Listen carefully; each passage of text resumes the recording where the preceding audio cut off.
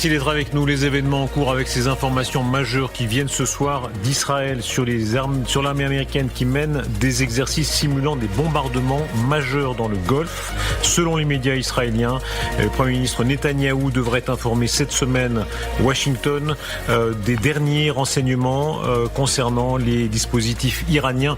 Regardez ces images. Ce sont les images qui sont fournies par l'armée américaine. Il y a beaucoup d'images qui sont fournies en particulier des ravitaillements d'avions. Et c'est l'autre élément qui est donné là aussi par la presse israélienne sur l'accélération des exercices de ravitaillement en vol dans le Golfe. Les États-Unis ont considérablement intensifié les opérations de transport aérien avec des opérations 24 heures sur 24 sur les bases allemandes pour accélérer ces déploiements. Premier tour sur ce plateau pour comprendre ce qui est en train de se passer. Israël qui pousse au bombardement contre l'Iran et l'armée américaine qui diffuse ces images. Benoît Billon, vous êtes historien militaire. Oui, les États-Unis sont en train d'afficher leur force, de montrer qu'ils sont en train de se déployer. Les Israéliens, eux, effectivement, pèsent sur la négociation en mettant la pression sur l'Iran, en menaçant par américains interposés de frappes sur l'Iran. Ces avions de ravitaillement qu'on voit à l'écran, c'est l'un des atouts maîtres des États-Unis parce que l'Iran est un très grand pays et donc pour mener des frappes sur l'ensemble du territoire iranien, il faut ces ravitailleurs pour donner aux avions l'allonge nécessaire. À part les bombardiers, mais là, ce qu'on voit, ce sont des avions de chasse, donc ont une autonomie plus réduite. Ils ont besoin de cette allonge. Les États-Unis, aujourd'hui, ont pratiquement 400 avions ravitailleurs en vol, donc ils ont cette capacité à mener des frappes massives. Les Israéliens, s'ils veulent frapper, auront besoin de ces capacités pour frapper dans la durée. Général Richoux. Eh bien, moi, le maître mot, c'est la portée stratégique. Là, en fait, ils montrent qu'ils sont capables de venir très loin, de voler pendant des heures, d'être ravitaillés en vol, d'être hors des coups, ça c'est important. Donc ça veut dire que si ça tape, ça tapera pas à partir des bases du Moyen-Orient. Ça viendra, bien entendu, de beaucoup plus loin, B2 de Diego Garcia, éventuellement des bases de Rammstein, des bases européennes. Et donc, c'est une capacité absolument considérable pour pouvoir taper de où on veut, avec une durée de vol quasiment qui est dont la limite finalement est la fatigue du pilote. Sophia Amara. Oui, avec une autonomie que les Israéliens n'auraient pas s'ils voulaient taper sans les Américains, comme ça a été mentionné ici et là dans certains médias israéliens, quelques jours ou 48 heures avant une rencontre décisive qui doit avoir lieu entre le président Trump et le Premier ministre Benjamin Netanyahou, ce dernier souhaitant convaincre l'Amérique de frapper l'Iran. Noémie Alioua, ce soir, évidemment, ce qui est frappant, c'est que cette image, elle est donnée par les Américains au moment même où, derrière, il y a Israël qui pousse. Oui, c'est une démonstration de force et c'est peut-être la preuve aussi que les Américains ne croient pas à ces négociations, même si elles sont en train d'avoir lieu. Au fond, sans doute, ils savent que les Iraniens ne feront pas de concessions, ni sur le programme nucléaire, parce que c'est leur assurance vie, ni sur le programme balistique, parce que c'est ce qui fait aujourd'hui trembler Israël et tout le Moyen-Orient, ni sur les proxys, parce que c'est le prolongement et le bras armé de ce régime dans la région. Donc, sans doute qu'ils savent déjà que ces négociations ne vont pas marcher. D'ailleurs, si vous regardez les actions du régime ces derniers jours, ils ne vont pas du tout dans le sens de ces négociations. Je vous rappelle qu'ils ont encore poursuivi leur arrestation et qu'ils ont notamment reconduit la peine de prison, notamment de la prix Nobel de la paix 2023. Donc ça montre bien qu'aujourd'hui, dans ces actions, le régime n'est pas du tout dans une forme de négociation et donc, fatalement, qu'une opération militaire se prépare. Avec nous aussi, Renaud Girard, merci beaucoup. Isaac Barchicha, merci beaucoup. Passons d'abord par la Maison-Blanche. Sonia Dridi, vous y êtes. Et le président Trump prend ou devrait prendre la parole. Je crois que c'est imminent. Et bien sûr, le monde entier attend ce qu'il va dire. Alors Donald Trump, en ce moment même, donne une interview à la chaîne Fox News dans le bureau ovale. Il est actuellement toujours dans le bureau ovale puisqu'on voit le Marine que vous pouvez voir derrière moi. Et lorsque ce Marine est là, eh bien cela veut dire que Donald Trump est toujours dans le bureau ovale. Donc beaucoup attendent des extraits de cette interview qui devrait être diffusée dans son entièreté demain soir. Et beaucoup attendent de voir si il parlera de l'Iran. Il y a son ministre de la Défense il y a peu de temps qui, lors d'un discours, a notamment déclaré que Donald Trump avait été très clair avec Téhéran, qu'il y avait un chemin vers la négociation et que donc, selon lui, il serait sage pour la République islamique de négocier. Et on sent également une inquiétude de la part d'Israël puisque on a appris que Benjamin Netanyahou, le Premier ministre, serait ce mercredi ici à la Maison-Blanche alors que sa visite était initialement prévue le 18 février. Benjamin Netanyahou qui va sûrement tenter de convaincre Donald Trump, entre autres, dans les négociations d'inclure la question du programme balistique et des proxys, parce que on a bien senti ici que la priorité de Donald Trump, c'est la question du nucléaire. Merci beaucoup Sonia. Et évidemment, on vous retrouve dès que les propos du président Trump sont rendus publics. Le Jerusalem Post rapporte beaucoup de déclarations israéliennes sur le ton. Allez-y, il faut vraiment que vous y alliez, président Trump. Nous, on n'attend pas. Nous avons dit aux Américains que nous frapperons seuls si l'Iran franchissait la ligne rouge. Nous avons fixé sur les missiles balistiques. La crainte est que le président Trump choisisse quelques cibles, déclare le succès, puis laisse Israël gérer les conséquences, tout comme avec les Houthis. Oui. Évidemment, parce qu'on ne sait pas exactement ce que ça peut provoquer dans la région. Moi, je pense que Trump n'a pas encore pris sa décision, qu'il continue la gesticulation. Il ne prend aucun risque militaire, c'est-à-dire qu'il a donné à ses généraux un ordre, c'est-à-dire que s'il y a bombardement, je ne veux pas prendre le moindre risque qu'une frégate soit touchée ou que deux hélicoptères se percutent ou qu'un avion percute un ravitailleur en vol. C'est pour ça que vous avez tous les exercices actuels. Je pense qu'il n'a pas encore pris sa décision. Il pèse le pour et le contre. Il improvise jusqu'au dernier moment.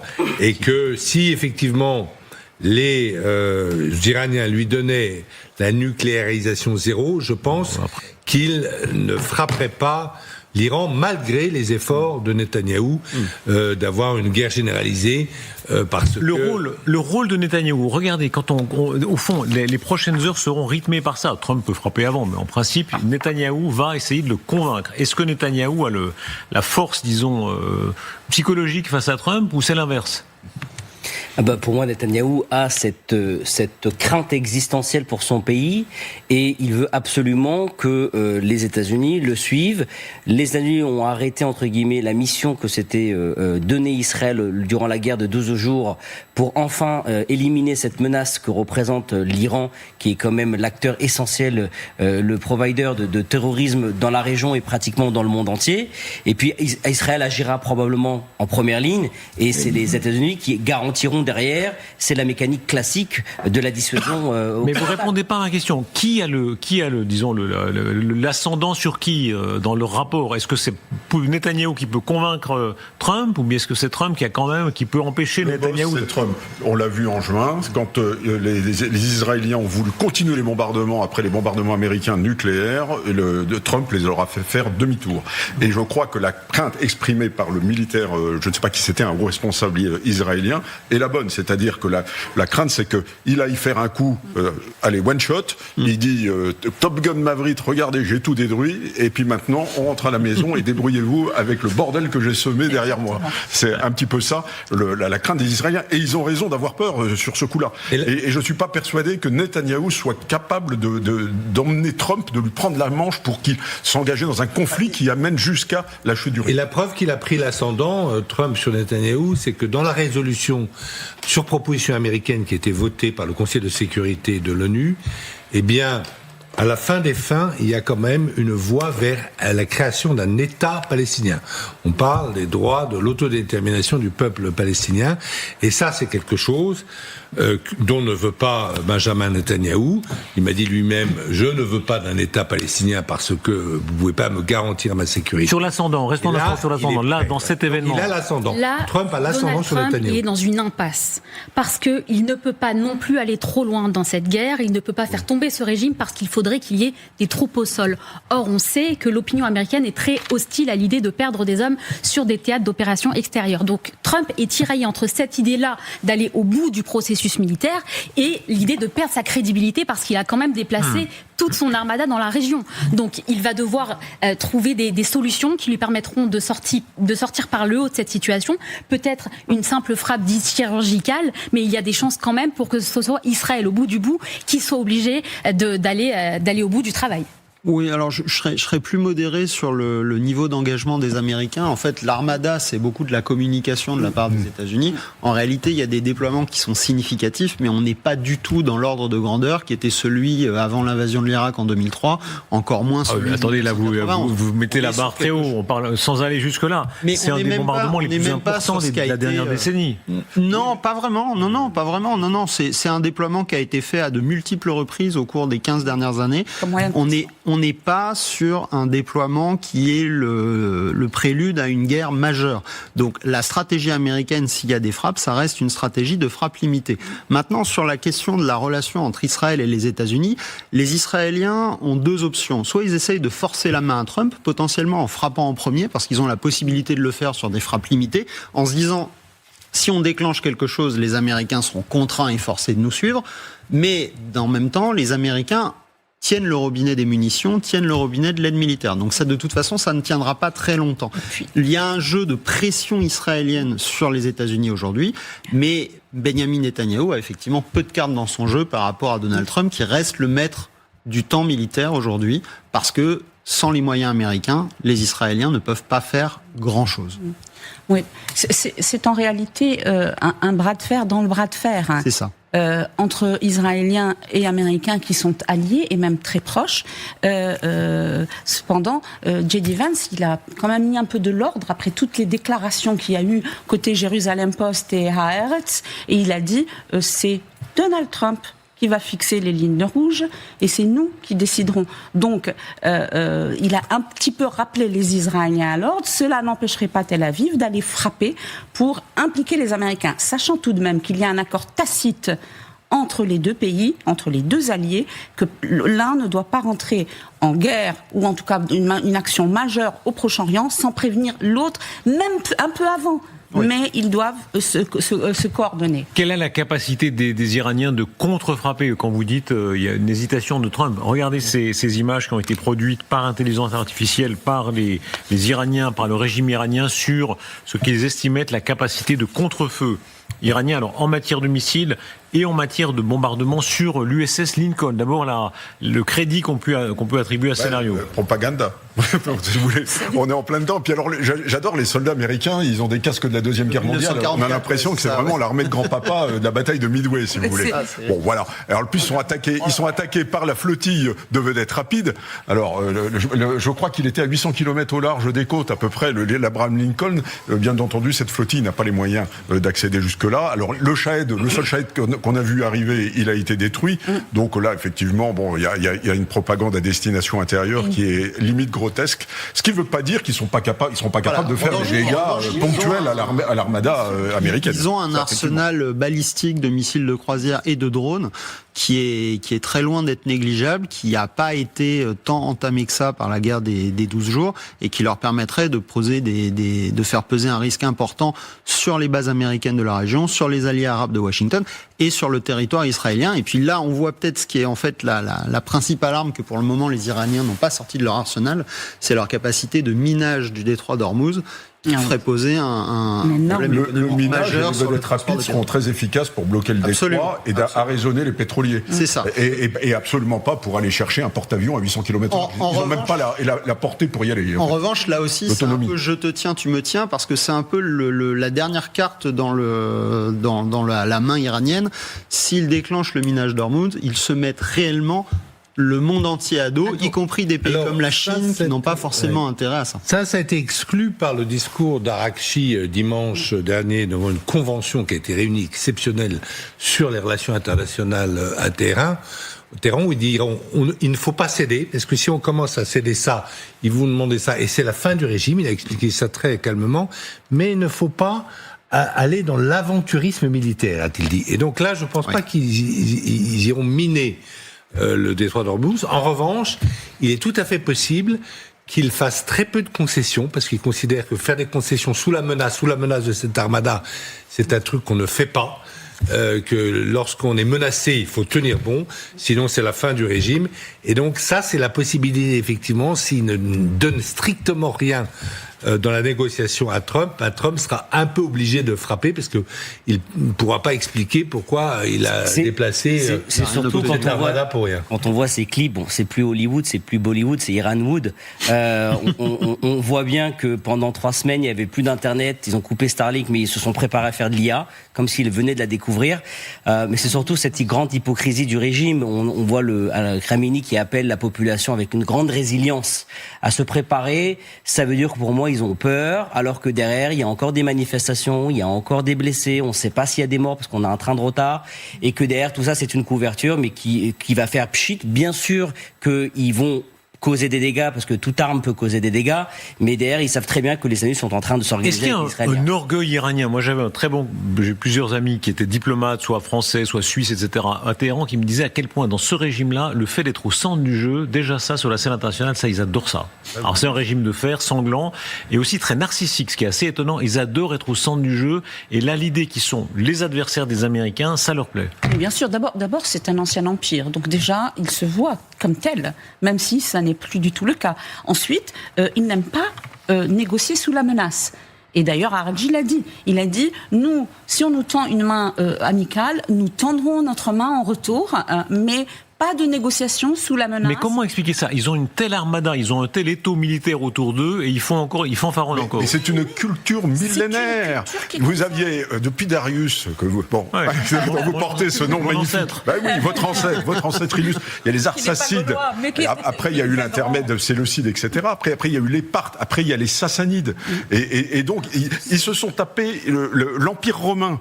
Ils ont battu l'Empire romain. Vous pouvez aller à Doura ou Repos, vous verrez un petit peu comment est-ce que la forteresse a été prise. Ils ont tué Crassus, etc. Et ensuite, c'est un empire qui a été sans discontinuer la puissance régionale. Ils ont perdu contre les Grecs. Ils ont perdu contre la Grèce, mais bon. Ils ont perdu. Ils ont rien perdu du tout. Ils ont été égratignés. Enfin, si, ils ont perdu contre Alexandre. Mais ponctuellement, l'empire la civilisation perse n'a pas disparu à ce moment-là. Un décalage important entre le peuple iranien, la civilisation iranienne qui est très intéressante, qui est très riche, et le régime autoritaire qui a confisqué cette civilisation, ce peuple iranien, et au monde, à l'international. On voit ces images de diable, et moi ça me fait rire parce que je sais qu'ils roulent encore en R5 de 75. Ouais, voilà, nous, on célèbre la R5 électrique made in France. Donc on se dit qu'il y a un énorme décalage et que le pays, le peuple iranien souffre, et c'est ça encore une fois qui doit être le moteur de toutes les discussions. Oui. Il y a un nationalisme persan, la plus grave catastrophe de la Perse éternelle dont vous avez parlé, c'est évidemment son invasion par les Arabes en 727 par là, et qui les soumettent et qui leur soumettent leur religion, c'est-à-dire l'islam. Ensuite, pour se dégager des Ottomans, ils vont adopter une autre forme d'islam, le chiisme. Et ça, c'est pour être indépendant par rapport au califat d'Istanbul. Mais c'est vraiment leur principale défaite. Mais c'est un peuple très fier. Et même lorsqu'il y avait le programme nucléaire iranien, lorsqu'il a été découvert, il fallait, je ne sais pas si vous êtes allé à ce moment-là en Californie, mais on rencontrait des Iraniens de la diaspora, mais qui étaient en fait très fiers que l'Iran ait la bombe atomique, si vous voulez. Parce qu'il y a évidemment un nationalisme, une fierté, bien sûr. Il y a une fierté iranienne, mais il y a aussi un grand sentimentalisme. Vous savez que la poésie iranienne est réputée pour son lyrisme. Et vous le voyez dans les actions parfois des mollahs. Au fond, c'est des drama queens. Vous regardez leurs vidéos, vous voyez bien que ce sont pas la première comparaison qui nous venait.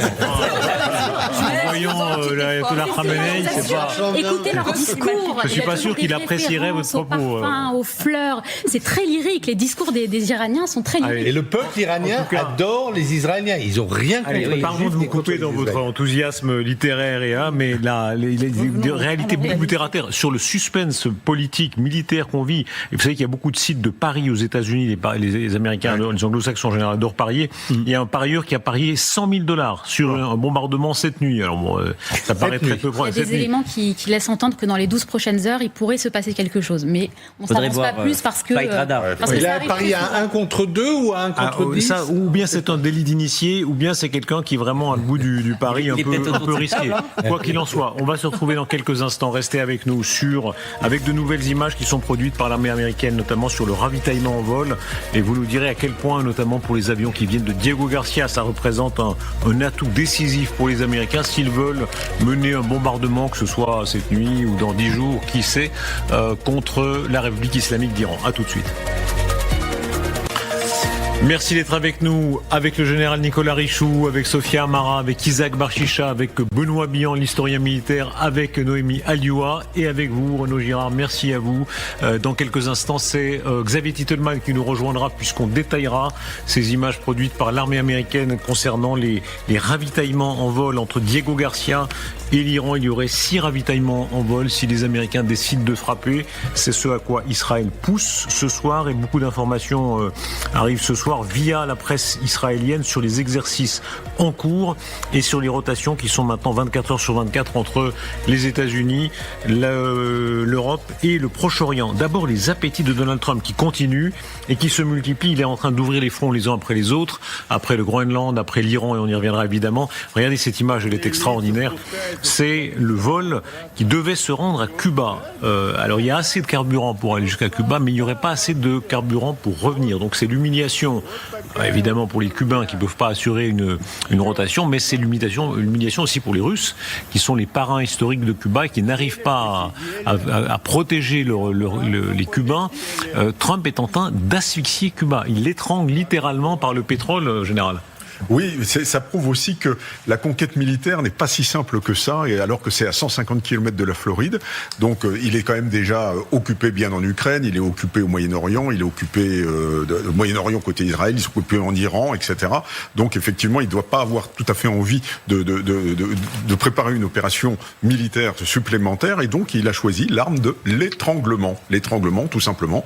Donc le Venezuela était un des principaux fournisseurs de Cuba en matière de pétrole, et bien le pétrole vénézuélien n'arrive plus, et donc ils sont à sec. J'ai envie de répondre à cela, que le narcotrafic n'a pas de règle aussi dans l'utilisation des armes qu'elle utilise contre nos civilisations, que ce soit américaines ou européennes, et que Cuba en fait partie de cette plateforme qui mène la drogue, malheureusement, qui vient d'Amérique latine vers l'extérieur. Donc oui, le narcotrafic, le terrorisme sont étroitement liés, et cette guerre qu'il mène contre le leader du terrorisme par essence, l'Iran, ça passera aussi contre Cuba, parce que le terrorisme finance le narcotrafic finance le terrorisme. Ça va de pair, et ceux qui n'ont pas encore compris ça, à mon sens, ont encore besoin de quelques leçons géopolitiques, parce que c'est extrêmement important. Et Venezuela était un exemple, Cuba en est un exemple, et ça enverra un message sur toute l'Amérique latine. Petit à petit, est-ce qu'il arrive à pousser ses pions? Ce qu'il a fait au Venezuela, ce qu'il fait contre l'Iran, le fait que petit à petit la manne pétrolière évolue de telle façon que ça l'arrange lui et pas ses adversaires? Oui, il y a une lecture à faire de la politique étrangère de Donald Trump sous l'angle du contrôle d'un certain nombre de matières premières stratégiques, à commencer bien sûr par le pétrole. C'est un petit peu la réponse à la diplomatie ou à la pression sur les terres rares qu'avait mis en place la Chine à un moment. Les États-Unis s'impliquent dans tout un tas de conflits, y compris des conflits comme celui entre le Rwanda et la République démocratique du Congo, où il y a le lithium derrière, un certain nombre de métaux en jeu.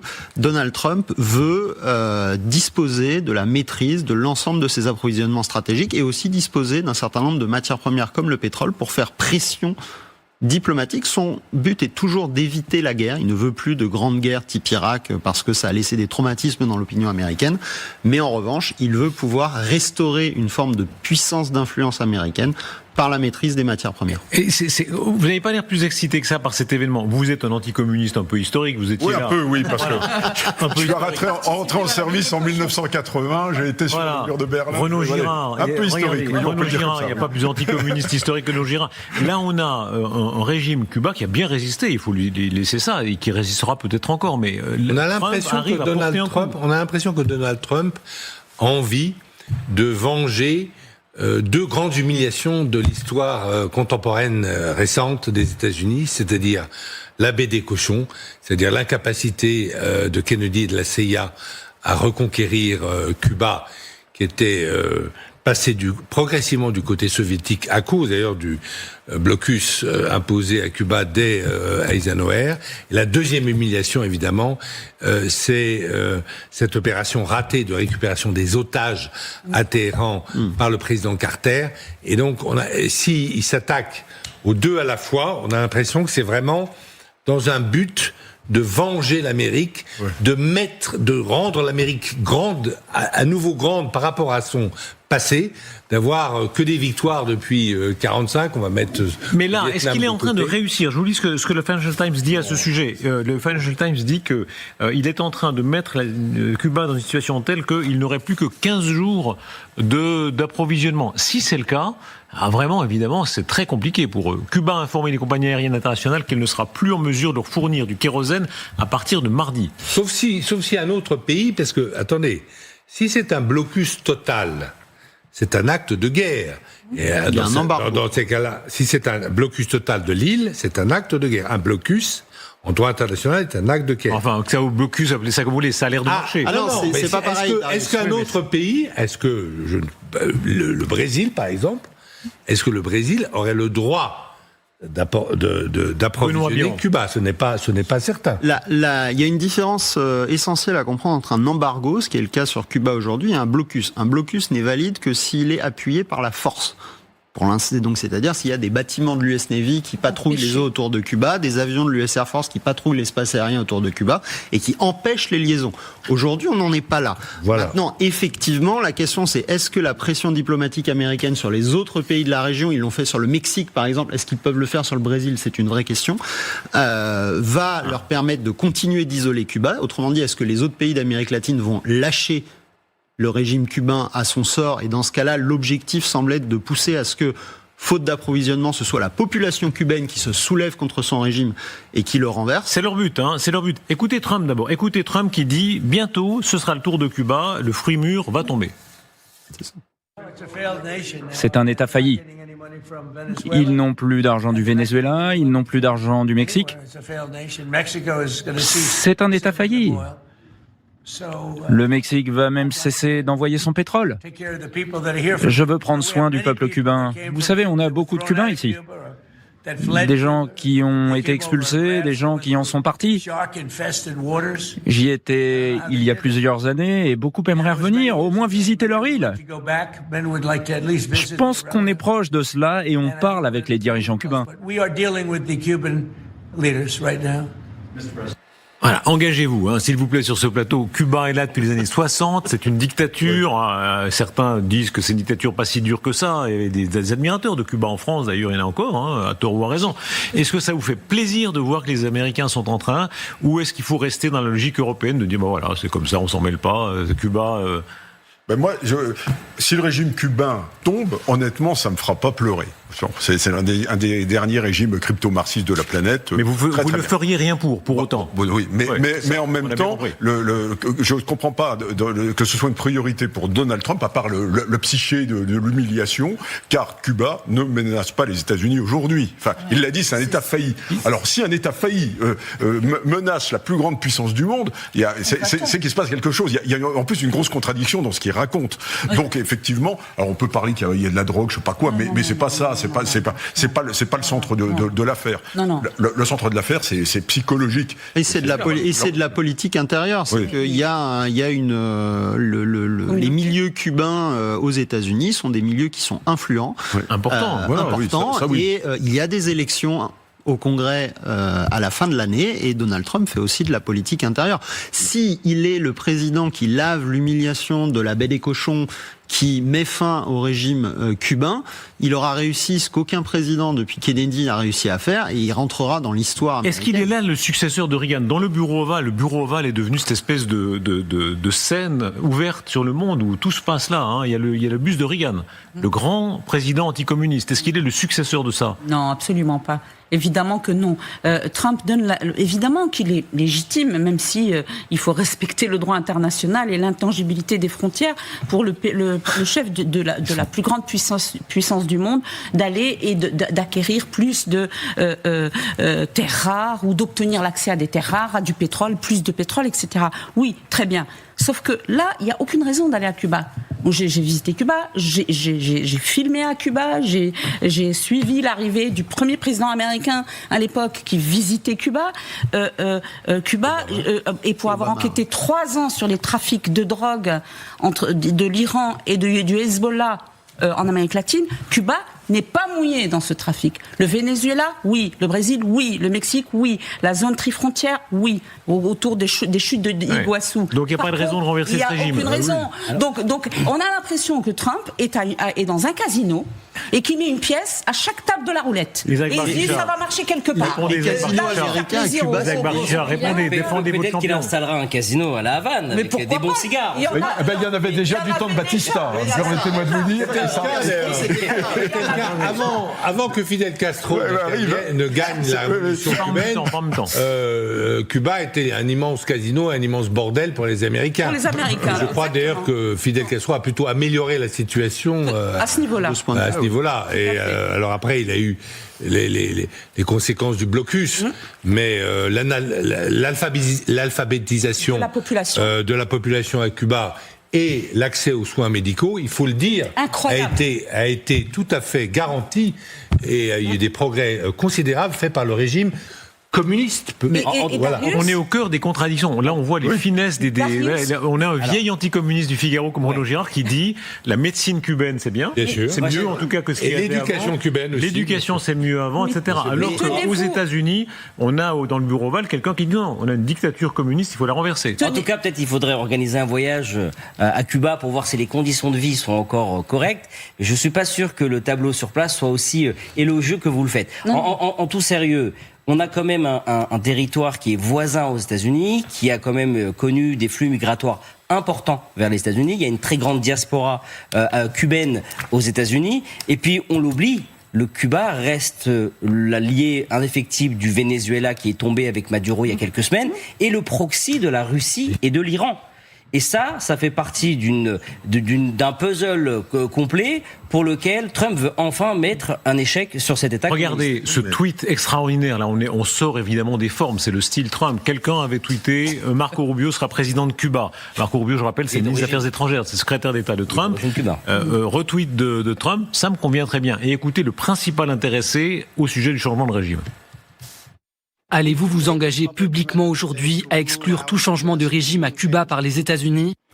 Un changement de régime ? Oh non, je pense que nous aimerions voir ce régime changer, mais ça ne veut pas dire que nous allons provoquer ce changement. Mais nous aimerions beaucoup en voir un nouveau. Il ne fait aucun doute que cela serait très bénéfique pour les États-Unis si Cuba n'était plus gouverné par un régime autocratique. Ah, vous avez entendu le cri du cœur. On lui dit changement de régime. Ah oui, il a tout à coup, c'est hop là, ça le réveille. Évidemment, pour lui, ce serait l'aboutissement d'une vie. Oui, en même temps, je crois que ce qu'il dit résume assez bien la doctrine Trump. En fait, ils veulent pas faire un changement de régime dont ils soient responsables. Ils veulent bien changer des régimes à condition que sur place, les choses soient gérées avec un engagement minimum de la part des États-Unis. C'est un peu le modèle du Venezuela. C'est aussi pour ça qu'il y a tant d'hésitation sur l'Iran, parce qu'ils ne veulent pas être comptables d'une situation. Ils y contribuent quand même. Attendez, quand on étrangle l'approvisionnement en pétrole d'un pays, on contribue à la chute du régime. Il ne faut pas dire que ce soit prêt. Mais ils veulent pas gérer les conséquences. C'est qu'ils ne veulent pas s'engager sur la suite. C'est ça. Ils veulent avoir le beurre, mais ils ne veulent pas payer pour le beurre. Ils veulent le beurre et l'argent du beurre. Ils ne veulent pas s'engager sur la suite. Regardez le même, où de la gestion. On présente Rubio comme le président de Cuba. Il y a des service après-vente, la gestion, parce qu'ils ont échoué en Irak, en Libye, en Afghanistan, et ça leur suffit. Donc ils ne veulent pas le service après-vente, comme dit Sofia.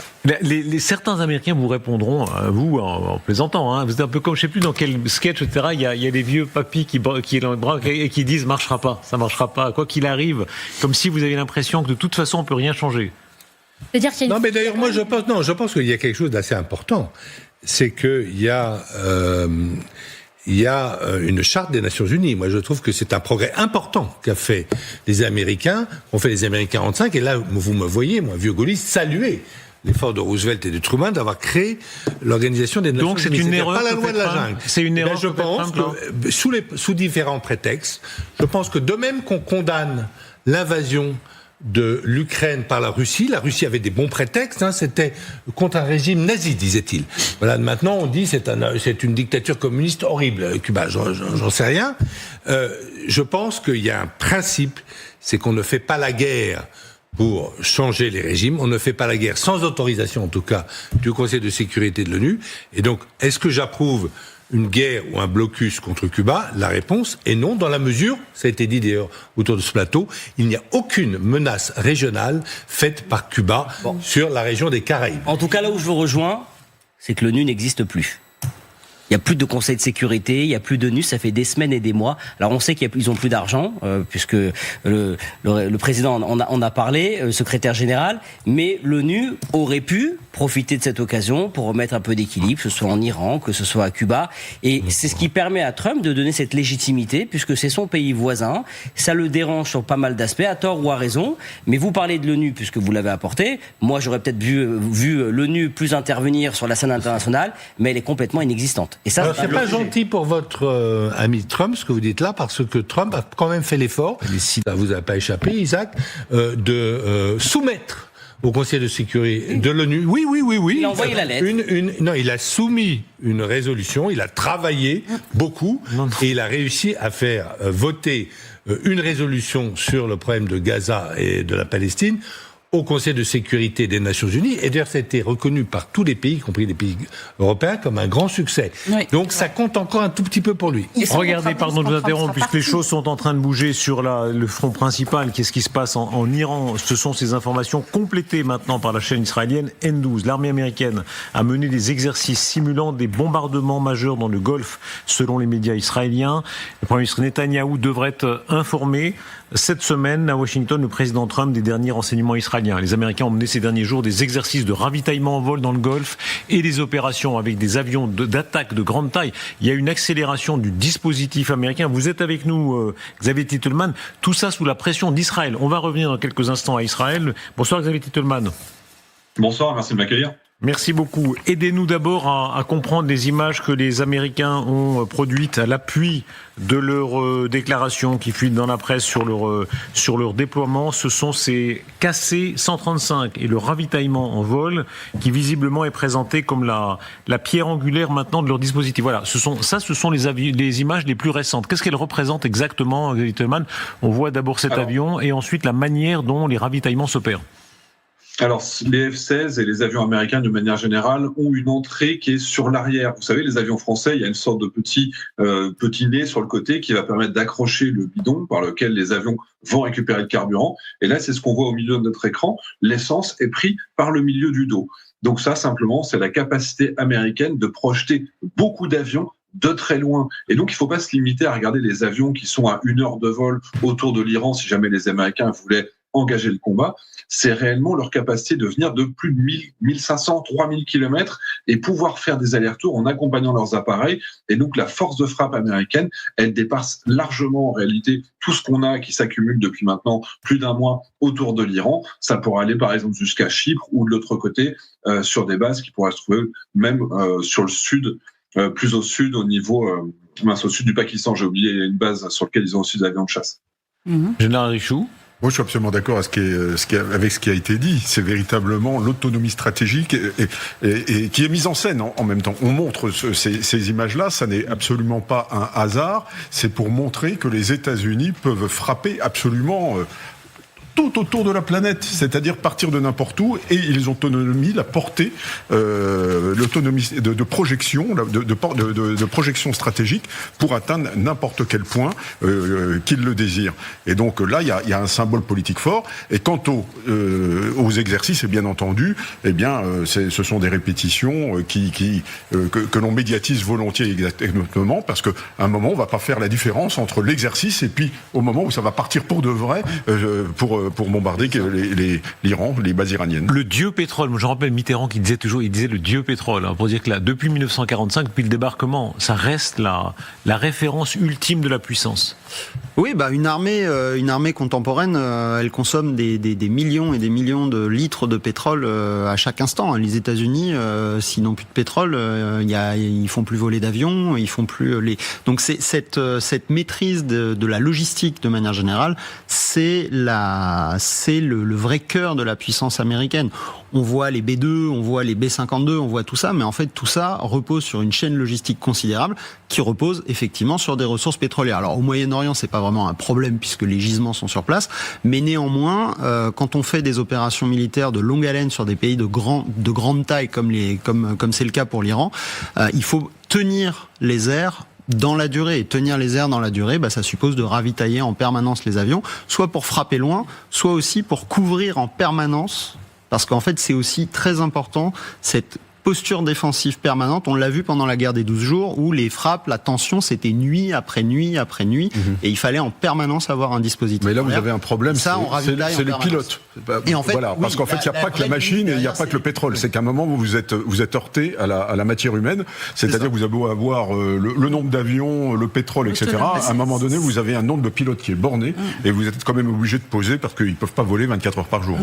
Le lien entre cela et une des bases principales principal de point de départ potentiel des avions, qui est cette île de Diego Garcia au centre de l'océan Indien. Tout à l'heure, sur ce plateau, le général Yakovlev disait il faut peut-être 6 ravitaillements pour relier Diego Garcia à des bombardements potentiels à Téhéran. Avec Xavier Titelman.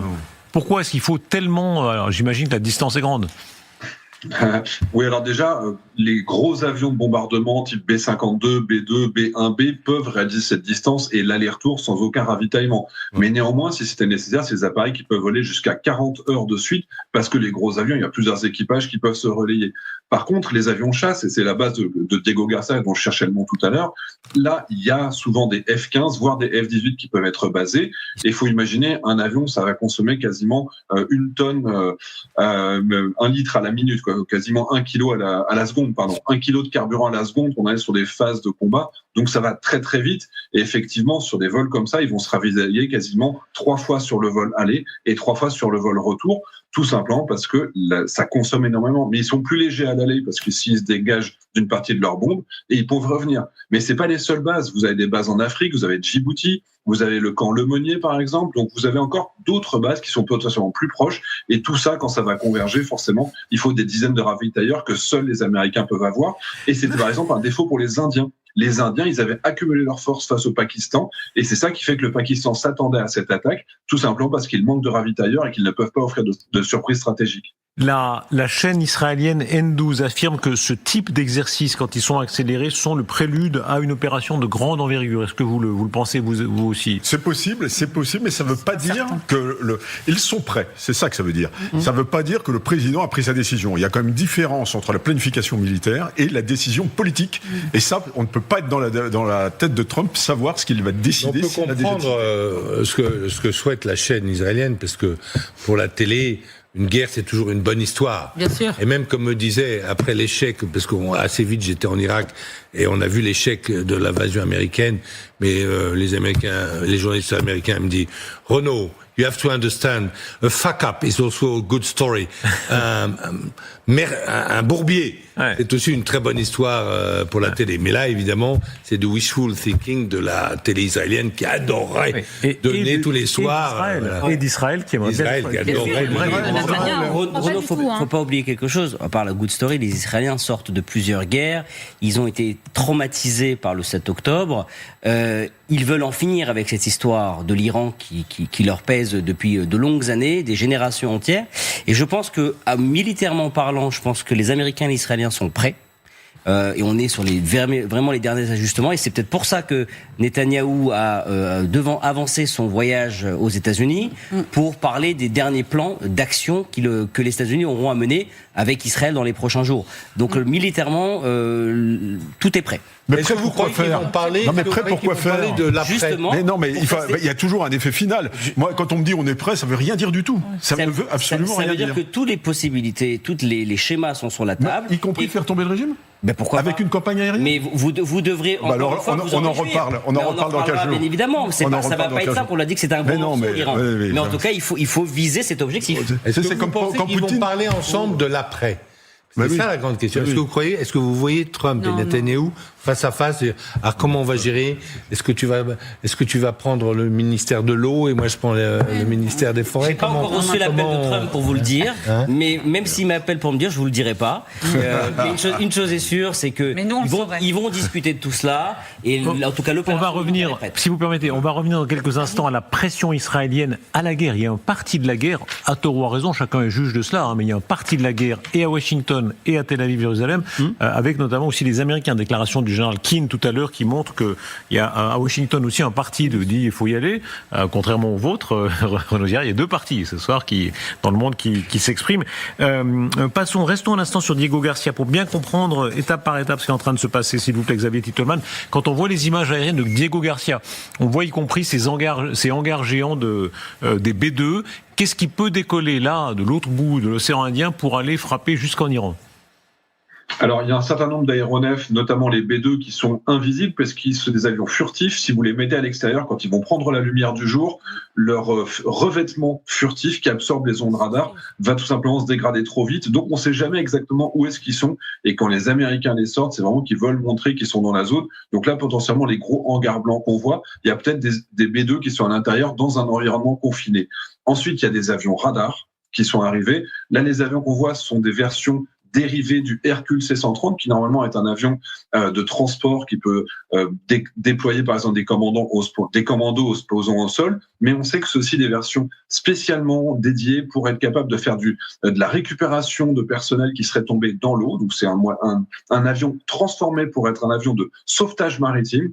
Et vous avez comme ça beaucoup de dérivés. Une version pour ravitailler les hélicoptères en vol, c'est le MC-130. Donc vous avez toute la variété de tout ce que les Américains savent faire qui sont en train de s'accumuler dans la zone. Et en plus de ce qu'il y a sur cette base, faut pas oublier qu'il y a un autre porte-avions, un groupe aéronaval, ça se déplace de 1000 km par jour. Donc vous avez à peine 10 jours, vous avez potentiellement l'USS George Bush qui pourrait aussi se ramener dans la zone, et vous avez encore plus loin le V-Zone. C'est-à-dire que s'ils lancent des opérations, en une grosse quinzaine de jours, ils ont un deuxième porte-avions, et moins d'un mois, ils ont un troisième porte-avions potentiellement dans la zone, avec cette capacité de ravitaillement qui est gigantesque, notamment pour continuer à acheminer du matériel, avec des C-17, les C-5 sont les plus gros avions de logistique militaire du monde disponibles actuellement. Regardez, c'est vraiment une star de son domaine, Xavier Titelman. Il s'est habillé comme s'il était dans une chambre, on dirait Timothée Chalamet chez Anne-Claire Coudray. Voilà. Qu'est-ce que vous avez là? Qu'est-ce que c'est que ce déguisement? Qu'est-ce que c'est? C'est un Sukhoi 24 avec les missiles Scalp français qui sont là, qui font un grand malheur en Ukraine. Voilà, vous vendez toujours le matériel français, Xavier Titelman. C'est très bien. Je voulais juste dire un truc. S'ils réussissent, les Israéliens et les Américains, à changer le régime iranien et à apporter la prospérité et la démocratie et la paix civile en Iran, j'écrirai dans le Figaro, Darius Rojban, j'écrirai dans le Figaro que Isaac Barchicha est un génie stratégique. Je l'écrirai. Mais malheureusement, je suis sceptique. Voilà, vous vous engagez, hein. Voilà, vous êtes prêts. J'écrirai que c'est un génie stratégique. Non, mais il y a une question à laquelle on répond. Il a défendu cette action. Oui. Devant nous, là, il l'a défendu. Il y a une question à laquelle on ne répond pas. J'écrirai que c'est un génie stratégique. Quel est le but de la campagne aérienne? C'est-à-dire, ils vont frapper. Alors, quand on a dit ça, on a tout dit. Ils vont frapper. Mais ils vont frapper quoi? Pourquoi faire? Je veux dire, il faut quand même qu'il y ait un but politique. Il faut aussi qu'il y ait un but militaire et un but politique. Or, on dit ils vont frapper. Ça ne veut strictement rien dire. Donc, alors, il faut quand même se poser cette véritable question. Pardon de retarder, parce que décidément, vous vouliez venir à ça. On va y venir, puisque les Israéliens, eux, visiblement, ont une idée derrière la tête, bonne ou mauvaise, vous jugerez, mais les Israéliens s'expriment ce soir. Encore un mot quand même sur le déploiement militaire pur, c'est la rotation des C-5 et des C-17, c'est-à-dire cette énorme capacité d'aviation qui est là et qui est en train d'être mise en œuvre. Là encore, ça passe par les Israéliens qui décidément soit décrivent, soit, comme vous le dites, souhaitent ces bombardements. La télévision israélienne qui dit que maintenant c'est du 24 sur 24, c'est-à-dire sans arrêt, il y a une rotation de ces avions gigantesques qui font États-Unis, base de Ramstein ou enfin Allemagne en particulier et Proche-Orient. Oui, il s'agit d'amener à pied d'œuvre toute la logistique qui va permettre d'ouvrir des options militaires, en particulier les munitions, parce que si une campagne aérienne prolongée, ça va consommer des bombes, il faut les amener à pied d'œuvre, des pièces détachées, pourquoi pas des équipages supplémentaires aussi pour un certain nombre d'avions, pour justement donner cette endurance dans le temps à la force américaine. Et donc c'est un moyen pour les États-Unis de déployer rapidement, de manière très coûteuse, parce que tout ça coûte extrêmement cher, mais malgré tout de déployer rapidement des gros tonnages pour permettre des campagnes aériennes. Encore une fois, c'est pas tout à fait un déploiement qui prélude d'une guerre de grande ampleur. On est plutôt sur des frappes potentiellement prolongées, mais relativement limitées. Il ne faut pas oublier que l'un des rôles de ces avions aussi, ça a été de redéployer sur toute la zone du Proche-Orient des batteries de missiles sol-air pour défendre les bases, défendre Israël, défendre les alliés des États-Unis dans la région. Parce que, bien sûr, ils se préparent à frapper, c'est une chose, mais il faut aussi se préparer à la riposte iranienne qui ne manquera pas d'arriver. Xavier Titelman, est-ce que vous avez volé dans un de ces avions? Vous avez volé dans tout, mais pas dans ça, j'imagine. Non. J'ai volé sur A400M, j'ai volé sur P3 Orion, pour plein de choses différentes, mais pas encore sur cet avion-là. Peut-être un jour j'y serai invité. Mais oui, je suis d'accord évidemment avec Benoît. On a un objectif Un C5, c'est de l'ordre de 130 tonnes de charge utile. Un C17, c'est de l'ordre de 80 tonnes de charge. Et quand vous avez ces avions qui sont capables, il y en a des dizaines et des dizaines qui font vraiment beaucoup de rotation chaque jour, parce que ça dépend d'où est-ce qu'ils viennent, mais il y a une sorte de pont aérien qui est clairement en train de se mettre en place, notamment depuis les bases européennes de Ramstein, où du matériel est entreposé depuis quasiment la guerre froide. Donc il y a une accumulation de matériel pour pouvoir conduire une opération sur la longue durée contre l'Iran, mais sur toutes les bases qui sont autour. Et puis encore une fois, quand on a quand même une flotte aérienne d'avions de chasse qui va dépasser les 120, 150 avions de chasse, sans même compter les Israéliens, plus tous les bombardiers stratégiques, en réalité, il y a aussi une capacité d'entrée dès le premier jour avec des centaines de missiles de croisière et de réellement envoyer des milliers de cibles dès le premier jour qui pourraient être ciblées par les Américains. Donc il y a vraiment les deux options qui s'offrent à eux. Faire un tapis de bombe dès le premier jour sur toutes les cibles possibles, et puis conduire une opération aérienne qui durerait des dizaines et dizaines de jours. Mais comme le dit le général Richoux, pour faire quoi? Si c'est juste pour détruire quelques sites de production du carburant pour les fusées, c'est une chose. Si c'est pour faire tomber le régime, évidemment. Moi, je parlais par exemple la semaine dernière avec des personnes au ministère des Affaires étrangères. Est-ce que l'effondrement de ce régime ne va pas créer une sorte de nouvel État islamique chiite avec le noyau des hommes qui sont les plus fanatisés, c'est 150 000 gardes prétoriennes autour de l'ayatollah Khamenei. Si on leur retire leur État, est-ce que ça va faire un nouvel État islamique? Ça, c'est des questions qui se posent aujourd'hui. Ça veut dire quoi, Xavier Titelman? Vous êtes contre une intervention, vous, pour changer de régime? Vous trouvez que c'est risqué? C'est très risqué et il faut avoir une garantie de reconstruction du pays et d'être capable de mettre à terre la totalité de ces hommes qui sont fanatisés et qui voudraient, eux, continuer à propager l'islam radical dans leur pays et au-delà. Donc la vraie question, c'est est-ce qu'on sera capable de les en empêcher? Merci. Diversité des points de vue. On va voir à quel point les voix israéliennes, évidemment, sont très dans l'autre logique. Ce soir, le Jérusalem Post, notamment, rapporte cela, à quel point les dirigeants israéliens vont tenter de convaincre le président Trump d'agir. Vous êtes avec nous en direct, Sonia Dridi. On est en direct à Washington. Sonia Dridi, je ne sais pas si vous m'entendez déjà. Oui, Sonia Dridi. Oui, je vous entends très bien. Est-ce que vous nous confirmez que ce soir, tout semble indiquer que dans les heures qui viennent, Benjamin Netanyahou en personne va tenter de convaincre Trump de frapper? Alors, on sait qu'il a demandé à la Maison-Blanche d'avancer sa visite, qui devait avoir lieu le 18 février, pour venir dès ce mercredi ici à la Maison-Blanche. Donc, on sent une inquiétude du côté israélien. Il y a cette source que vous citez du Jérusalem Post sur le fait que Benjamin Netanyahou tenterait de convaincre Donald Trump de frapper. On a aussi d'autres sources via le média Axios qui disent qu'il va aussi, Donald Trump poursuit la voie diplomatique, et bien il tenterait de le convaincre de ne pas seulement se focaliser sur la question du nucléaire, mais aussi sur le programme des missiles balistiques et sur le soutien aux proxys.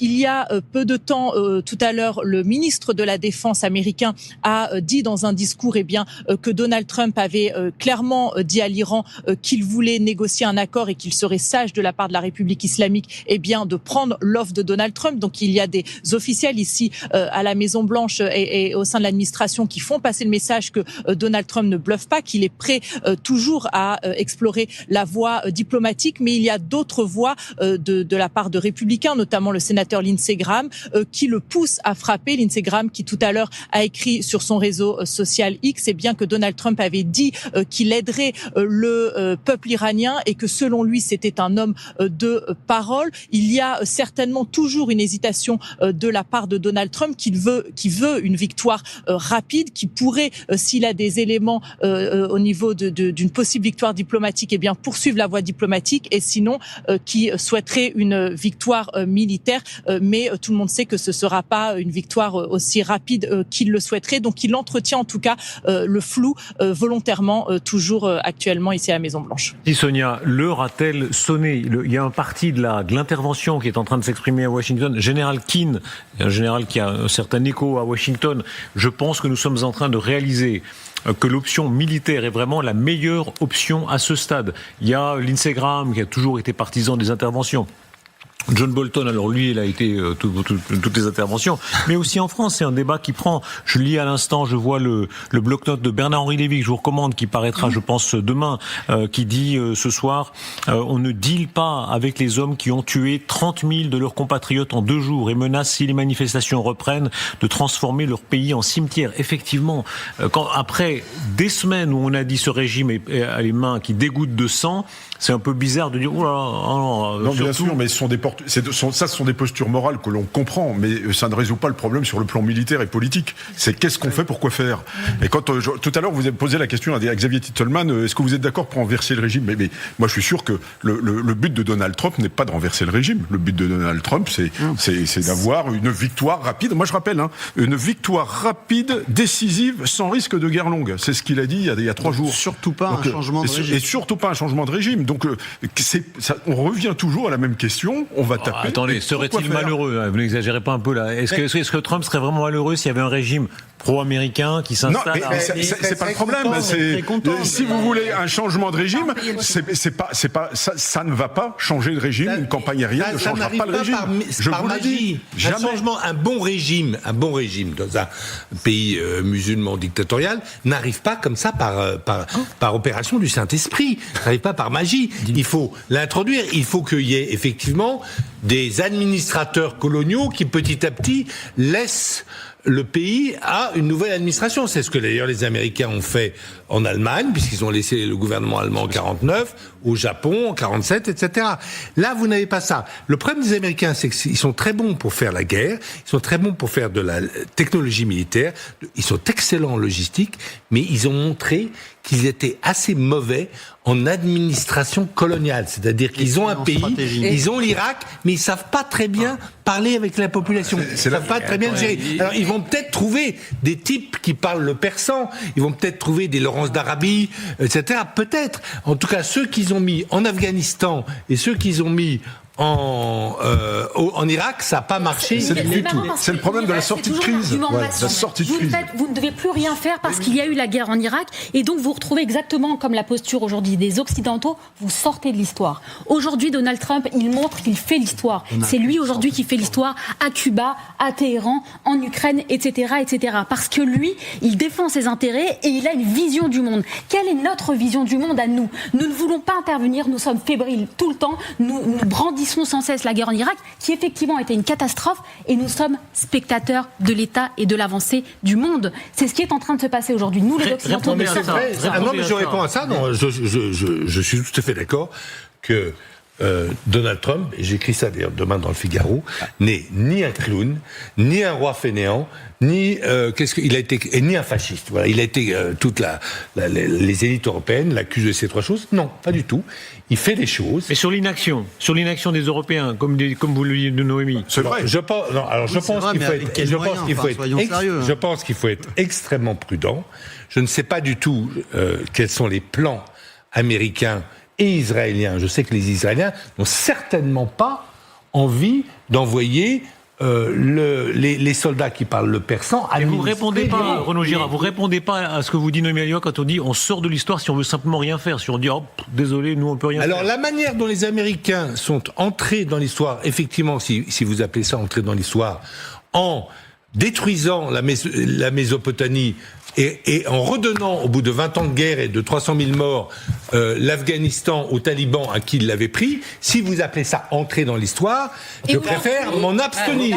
Je préfère m'en abstenir. Vous modelez la planète au regard de leurs intérêts et nous sommes spectateurs. Et nous sommes spectateurs de ce qui est en train de se passer. Et juste un mot, parce que en Iran, il y a aussi un peuple qui est en train d'être sacrifié. Il y a un peuple qui est en train d'être massacré. Donc bien sûr, nous regardons les Occidentaux. En France, on ne veut même pas fermer l'ambassade des mollahs. Ça n'a pas été décidé par notre diplomatie. Il faut administrer la perte. Vive la colonisation. Jules Ferry nous a la mission civilisatrice du blanc. Le blanc doit gouverner le monde entier. Dites-le. Nous devons gouverner le Pakistan. Nous devons spectateurs, nous les Occidentaux. Et laissons l'histoire nous éteindre puisque demain notre voix ne comptera plus. Alors moi je voudrais vous répondre à tous d'un coup comme ça pour gagner du temps. Alors le colonialisme, niet. Et si les Américains s'étaient retirés de l'Irak au lieu de livrer l'Irak aux Iraniens, et de vider l'Irak de son armée, on n'en serait pas là. Donc l'expérience post-colonialiste américaine avec l'Irak, c'est zéro. Deuxièmement, les peuples qui souffrent, il y en a partout au Moyen-Orient. Okay, on va rappeler ça bien et sortir de l'histoire. L'Europe n'est pas sortie. Elle a refusé d'aller dans cette accélération de l'histoire dont on a l'impression qu'il se rend le champion. N'oubliez pas qu'il y a un mois, aujourd'hui nous fêtons les 1 mois du massacre du peuple iranien. Nous sommes le 9 au soir. Le 9 au soir, le mois dernier, les Iraniens, femmes, hommes, enfants, sans distinction, pour avoir chanté et demandé la liberté, étaient massacrés. On n'a pas les chiffres exacts, ça peut aller de 12 000 à 35 000, voire 40 000. Donc, et qu'on ne me dise pas, ils n'étaient pas prêts. Quand la Syrie a été gazée, le lendemain, Trump sous son premier mandat, a envoyé des avions et a donné un coup dur dans le régime d'Assad. Il leur a fait peur. Puis il est parti. Pourquoi ? Parce que monsieur est le monsieur des deals et des one-shot. Et il s'en va. Alors ça, c'est pas l'histoire pour moi. Attention, l'histoire, c'est long. Par Washington, juste pour que vous compreniez. Sonia Dridi, la décision se fera de toute façon à la Maison-Blanche, pas sur ce plateau ni ailleurs. Est-ce que les Américains suivraient une opération contre l'Iran ? Est-ce qu'ils gardent l'idée que le régime de Téhéran a le rôle du méchant, entre guillemets, politique ? Évidemment. Oui. Eh bien, c'est évidemment l'un des facteurs dans la décision de Donald Trump et ce pourquoi il hésite. Excusez-moi. Évidemment, je pense qu'une majorité d'Américains considèrent que la République islamique a le rôle du méchant, comme vous dites. Mais selon un récent sondage, 7 Américains sur 10 ne veulent pas que les États-Unis soient impliqués en Iran, malgré le fait que le régime a tué des dizaines de milliers de manifestants. Et selon ce sondage, 53% des républicains, donc un peu plus de la moitié, ne souhaitent pas une implication de l'administration Trump. Et cela reflète ce que j'entends de la part des électeurs. Ça fait 10 ans que je suis en contact avec des pro-Trump depuis la première élection de Donald Trump, un peu partout dans le pays, et je leur demandais à beaucoup ces derniers temps s'ils soutiendraient une implication des États-Unis en Iran. Et la grande majorité m'ont dit non. En fait, beaucoup m'ont dit on trouve que Donald Trump, lors de ce second mandat, passe beaucoup trop de temps à s'occuper des affaires de l'étranger, à serrer la main des dirigeants étrangers, à s'impliquer à l'étranger. Et nous, ce qui nous intéresse et ce pourquoi on a voté pour lui, c'est vraiment les questions d'immigration, d'économie. Donc, c'est aussi ce qui freine Donald Trump, c'est qu'il voudrait, il emploie la méthode militaire, une victoire rapide et décisive. Il sait que c'est compliqué et donc c'est pour ça qu'il explore sans doute encore un petit peu la voie diplomatique. Regardez cette image, vous rappeliez que c'est un mois depuis la grande répression, cette image qui est devenue emblématique, c'est-à-dire ce régime qui non seulement tire à balles réelles dans sa population, le régime des Mollahs, qui est un régime évidemment couvert de sang, mais qui va chercher les gens dans les hôpitaux, qui commet ça, c'est-à-dire de rouler les forces de répression qui roulent sur les gens. C'est la question que pose Bernard Lévy dans son bloc-notes, c'est la question que vous rappeliez, Noémie Alioua. Oui ou non, est-ce qu'il y a un moyen militaire d'agir, comme le pensent certains, ou au fond, est-ce qu'il faut admettre qu'il y a d'autres régimes ? Bernard Lévy était l'homme qui a persuadé, en allant dans son bureau, qui a persuadé Nicolas Sarkozy d'agir en Libye. Il avait des intentions très pures, évidemment, Bernard Lévy. Mais il n'y avait pas d'équipe pour remplacer Kadhafi. On n'avait aucune garantie d'améliorer la situation du peuple libyen. Donc il ne fallait pas le faire d'après vous ? Il ne fallait pas le faire, c'est-à-dire c'est plus que ça. C'est que Bernard-Henri Lévy a amené le président Sarkozy à faire la plus grave erreur de politique étrangère de toute la Ve République. C'est ce que je dis ça. Très clairement. La plus grave erreur de politique étrangère de toute la Ve République. Je suis d'accord avec vous. Alors, oui. Un désastre stratégique majeur. Et peut-être qu'il serait allé sans Bernard-Henri Lévy quand même. Il avait des raisons d'y aller, Nicolas Sarkozy. Sans BHL. Je voudrais dire quand même des petites choses au commandant qui est là, à Renaud. Moi, je constate une chose, c'est qu'on vit beaucoup dans le passé, dans les livres d'histoire, et en entendant, on laisse l'histoire se faire sans nous, sans les Français, sans les Européens. On rappelle que la France, c'est les droits de l'homme, c'est les grands principes de l'humanité, et quand on voit ces vidéos du peuple iranien souffrir, ça devrait, juste à la lecture, à la vision de ce qui se passe là-bas, nous dire, on doit s'engager. Vous avez raison de dire, en tant que militaire, mais qu'est-ce qui va se passer après? Mais vous croyez que Trump ou Bibi vont vous dire ce qu'ils sont en train de faire? Mais ils vont pas vous dire où ils vont attaquer, ils vont pas vous dire comment ils vont faire, ils vont pas vous dire quelles sont leurs cibles. Bien sûr que ce sont des questions ouvertes, mais c'est pas nous ici qui allons trouver ces solutions-là, sinon depuis longtemps, elles auraient été sur la place. Ceci étant, nous avons eu raison d'aller en 56, non mais renverser on dirait que 300 ans. Il faut, à un moment donné, il faut vivre en 2027, en 2026. On a essayé. Non mais 2026, excusez-moi. Mais les Américains ont eu tort de nous dire revenez chez vous. Je finis mon propos. Je dis juste qu'aujourd'hui, il y a une souffrance évidente du peuple iranien. Oui. Il y a toute une région qui est déstabilisée. Ça devrait suffire largement pour avoir des pays comme la France ou l'Europe s'investir auprès peut-être des Américains. Pour faire quoi? Pour changer les équilibres du régime des mollahs. Est-ce que eh bien, alors, on parle de la France et sa diplomatie. On aimerait bien la voir à l'œuvre aujourd'hui. Isaac Barchicha, on aurait pu au moins rester en Afghanistan. Mais arrêtez de dire en Afghanistan. Jusqu'à ce qu'on ait obtenu un résultat quand même, puisque vous voulez aller chez leurs voisins persans. Mais la moindre des choses, vous devriez vous insurger. On aurait dû vous entendre partout hurler contre l'abandon américain de l'Afghanistan, puisqu'ils y étaient, puisqu'ils avaient mis des Provincial Reconstruction Teams partout dans le pays. Ils administraient le pays. Eh ben, il fallait y rester le temps qu'il faut. C'est ça le problème. C'est qu'il faut peut-être rester 10 ans, il faut peut-être rester 20 ans, il faut peut-être rester 100 ans. Une fois qu'on y est, on ne peut pas se retirer en laissant le bordel derrière soi. Benoît Billon. Il y a, sur l'inaction européenne, je voudrais quand même rappeler une réalité, c'est qu'il y a une guerre aux portes de l'Union européenne en Ukraine et qu'on n'est déjà pas certain de comment on va faire face à la menace russe dans les années qui viennent. On n'a pas véritablement le luxe de se rajouter un engagement majeur au Proche-Orient par-dessus le marché. Ça, c'est une réalité objective. Donc, quel que soit l'intérêt des pays dans la région, style Israël, style l'Égypte, style les pays du Golfe, qui se gèrent eux-mêmes. Légitime qu'on a sur ce qui se passe en Iran, nous avons des limites à nos moyens. Allez au bout de votre pensée, Sophia Mara. Est-ce que ce que vous venez de dire, ça sous-entend de votre point de vue que frapper l'Iran, c'est dans l'intérêt d'Israël, mais pas dans l'intérêt des Européens? C'est dans l'intérêt des Iraniens, déjà.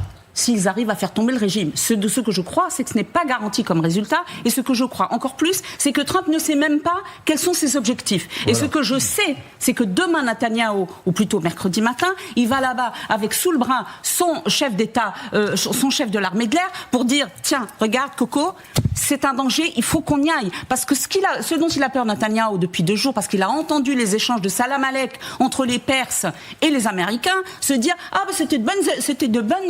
les pourparlers étaient positifs, et donc ce qu'il craint, Netanyahou, c'est qu'il se laisse aller dans un marché de dupes. Avançons dans les informations aussi, y compris là où vous êtes, s'il vous plaît, Stéphane Goldin, vous êtes ancien commandant d'unité de l'armée israélienne. Bonsoir, merci d'être avec nous. Qu'est-ce qui se passe en ce moment en Israël? Il y a beaucoup de propos rapportés par le Jerusalem Post sur le fait que les responsables israéliens sont convaincus maintenant qu'il faut agir maintenant, qu'il faut ouvrir maintenant les hostilités. Est-ce que ça reflète l'avis de tout le pouvoir israélien ce soir? Bonsoir, oui, effectivement, je pense que ça reflète l'avis du pouvoir, mais pas que du pouvoir israélien, je pense de la société israélienne dans son ensemble qu'il est temps maintenant de frapper. Alors c'est vrai que Benjamin Netanyahou va arriver à Washington et doit rencontrer Donald Trump mercredi. Je pense qu'il va arriver aussi dans sa besace avec énormément aussi de nouveaux renseignements qui ont pu être captés ces derniers jours, mais surtout ces dernières heures, pour justement pousser effectivement le pouvoir américain à passer à l'action. Oui, non seulement ça, et parmi les renseignements importants qui ont été dévoilés ces dernières heures ou ces derniers jours, c'est qu'il y a une reconstitution des capacités balistiques de l'Iran et qu'on confirmerait qu'il est capable de reconstruire ou de construire de produire 300 missiles par mois. Regardons en effet la citation. C'est le Jerusalem Post qui rapporte ça avec l'aide des Chinois, c'est-à-dire que la République de Chine aiderait la République islamique à reconstituer 300 par mois, et donc ça fait des milliers sur plusieurs mois. Avec l'aide de la Chine, l'Iran pourrait porter sa production de missiles balistiques à 300 par mois. Est-ce que c'est crédible après tout ce qu'ils ont pris sur la tête en juin? que l'Iran ait la capacité de reconstituer. Un missile balistique, des fois, faut 6 mois, 1 an, 18 mois pour le faire. Un vrai qui soit. Ça veut dire quoi, un vrai? Voilà. Il y a des faux. Mais non, mais il y en a qui sont, vous savez, si vous voulez faire un Scud de l'époque de Saddam Hussein, effectivement, vous pouvez en faire 300 par mois. Si vous voulez faire le dernier, là, dont je retiens jamais le nom. Voilà, c'est celui-là qui est hypersonique et puis qui change de trajectoire jusqu'à la fin. Et qui met 12 minutes pour atteindre Tel Aviv. 12 minutes pour atteindre Tel Aviv. À mon avis, vous en faites pas 300 par mois. C'est ça le truc. Un missile complexe aujourd'hui, ça demande des mois à être fabriqué. Donc après, ça dépend ce qu'on entend effectivement. La partie la moins crédible de la déclaration, à mon sens, c'est le début, c'est-à-dire avec l'aide de la Chine. Il n'y a pas d'élément sur le fait que les Chinois soient en train d'aider l'Iran à constituer un arsenal balistique pour attaquer Israël. Après 300 missiles balistiques par mois, effectivement, de quel missile parle-t-on, de quel modèle, de quel niveau de sophistication, de quelle portée? C'est des déclarations qui visent à construire un récit, qui est le récit que veut pousser le gouvernement israélien en faveur d'une frappe pour dire regardez, les Iraniens sont redevenus très très menaçants, ils sont très dangereux, il faut les attaquer maintenant avant qu'il soit trop tard. Mais ce n'est pas nécessairement le signe d'un changement de braquet de la part des Iraniens. Les Iraniens n'ont aucun moyen de résister à la destruction par voie aérienne de toutes leurs casernes, de toutes leurs infrastructures militaires visibles. Alors il y a des souterrains, il y a des gens, mais ça c'est tout à fait. Ils n'ont aucun moyen de résister.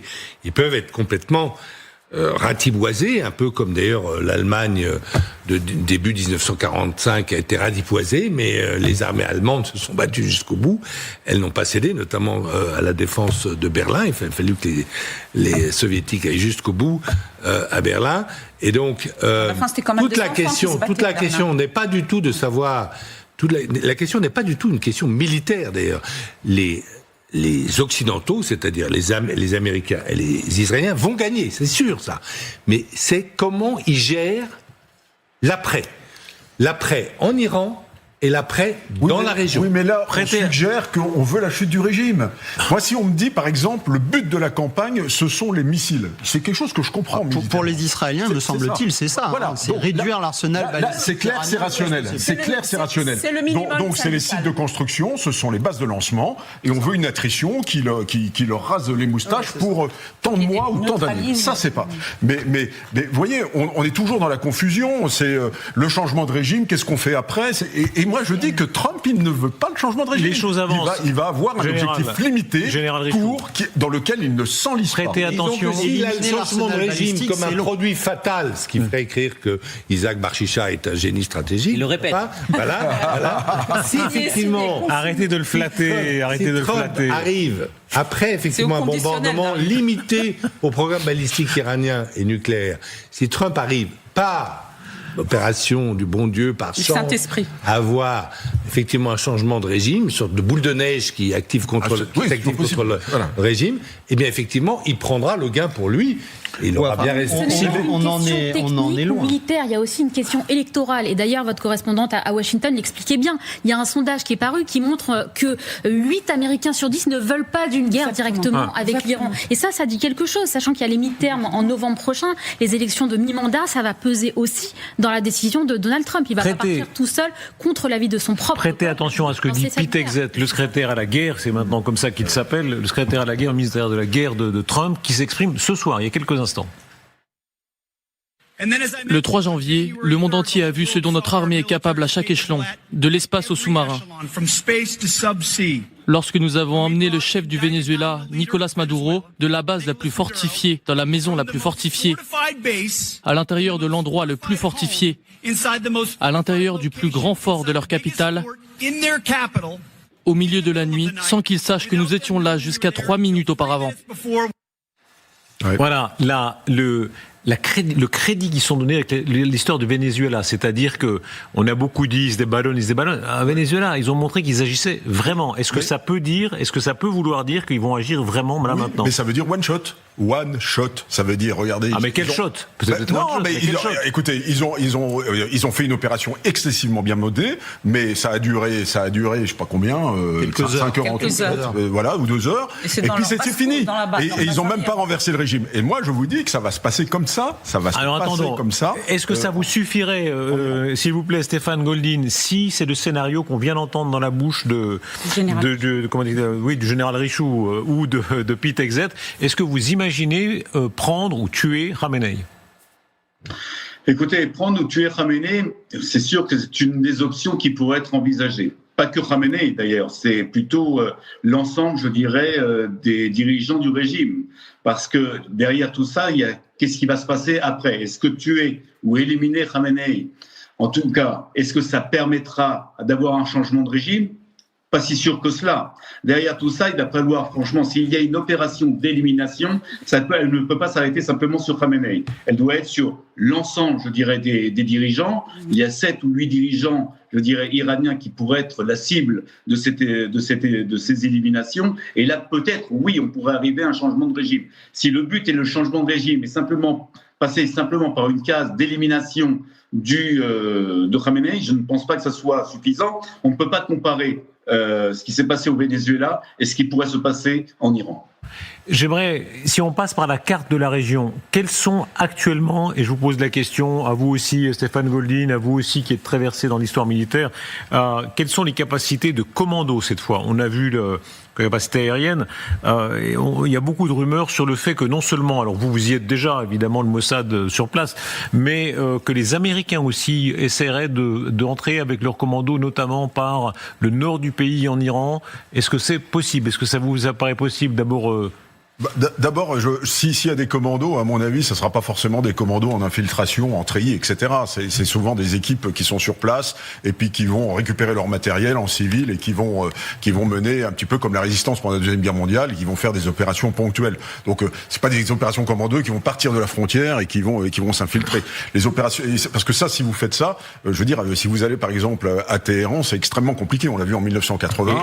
C'est des centaines de kilomètres. Après, il faut s'exfiltrer. Il faut des équipes qui soient capables de frapper et de s'évanouir dans la nature. Donc c'est forcément pas des unités en uniforme. Ils peuvent descendre de l'Azerbaïdjan, parce que l'Azerbaïdjan, qui est donc voisin de l'Iran, puisque c'était une ancienne province iranienne qui était prise par l'Empire russe au début du 19e siècle, eh bien l'Azerbaïdjan a une sorte d'alliance stratégique avec Israël, et donc des commandos israéliens ou même américains pourraient effectivement venir d'Azerbaïdjan, et vous avez repéré que le dictateur qui commande l'Azerbaïdjan, il est dans le Board of Peace de Donald Trump. Ils sont sur place, ils sont en civil et ils boivent leur café le matin à la terrasse. Ils attendent leur heure, c'est ça en fait. Posons la question à un professionnel de la chose. Stéphane Goldin, imaginons, cas d'école, vous êtes enseignant à, je ne sais pas s'il y a un centre de formation du Mossad ou je ne sais quoi.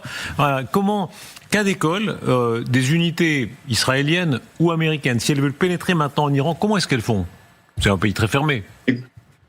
Écoutez, d'abord, c'est un travail de très longue haleine. De longue haleine. Ça ne se fait pas tout de suite. C'est un travail où il faut rentrer, s'infiltrer dans la population, se positionner, préparer évidemment les cibles et avoir un maximum de renseignements au jour le jour, 24 heures sur 24, 7 jours sur 7.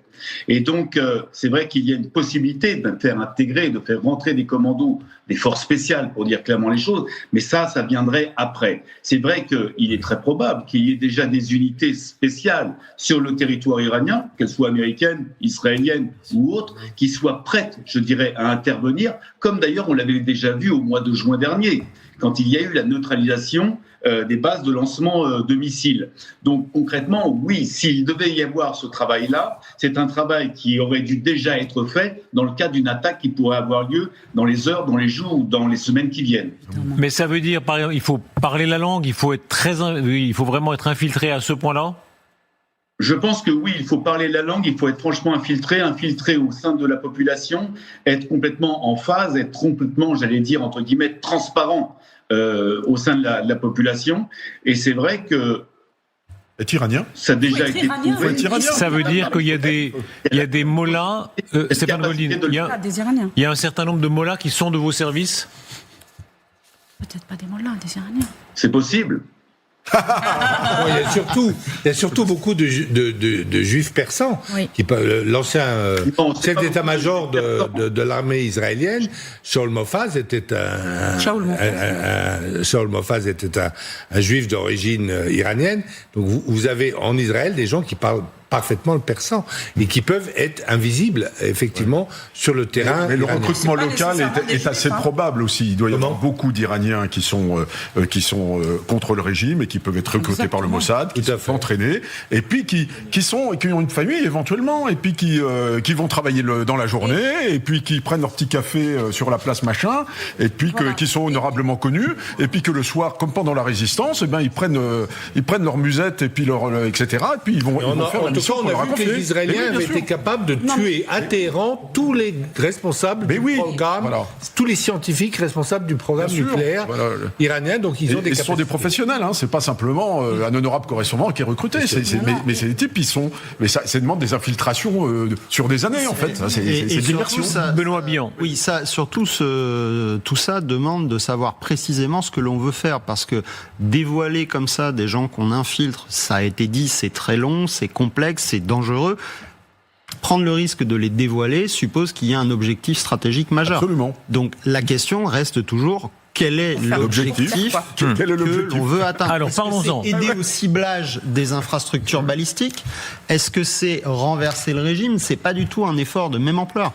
Il y a des degrés d'engagement qui n'ont rien à voir entre essayer de renverser le régime iranien et ne serait-ce qu'essayer de réellement détruire le potentiel industriel de production de l'arsenal balistique et de drones iraniens, ce qui n'est pas un one-shot. Parlons-en, long.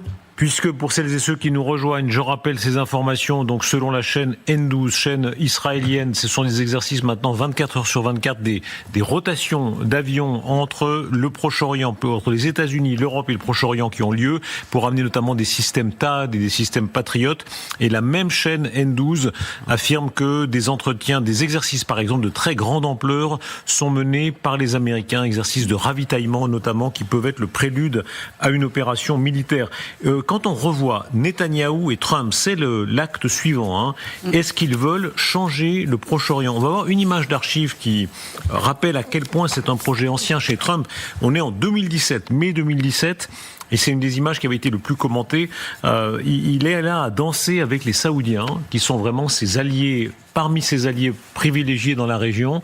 Est-ce que Trump veut remodeler à sa manière le Proche-Orient, c'est-à-dire avec ses alliés israéliens d'abord, avec les Saoudiens et quelques autres, et en réalité, il est au moment clé où il veut y arriver en cassant l'Iran. Stéphane Goldin, est-ce que c'est votre espoir ?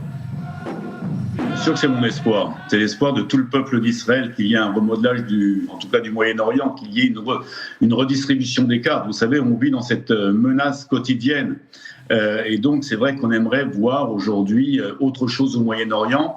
Et cela passe malheureusement, ou heureusement surtout, non pas malheureusement, plutôt heureusement, par la chute du régime des Mollahs. Et la chute, je vous rappelle quand même que ce sont ce régime des Mollahs qui ont financé, je dirais, en partie l'ensemble des proxys qui nous ont attaqués. Et c'est vrai que c'est une menace pour la région, mais au-delà de la région, c'est pour le monde. Et si demain, il devait y avoir un axe entre Téhéran, Jérusalem et Washington, c'est vrai que ça changerait énormément la donne au Moyen-Orient. Et je reste persuadé d'ailleurs que l'Arabie saoudite jouerait complètement le jeu dans cette affaire. Alors je suis tout à fait d'accord avec Goldin, que ce serait évidemment bon pour toute la région qui est cet axe-là. Est-ce que ça va advenir ? Mais je m'étonne que vous considériez aujourd'hui l'Iran comme votre ennemi principal.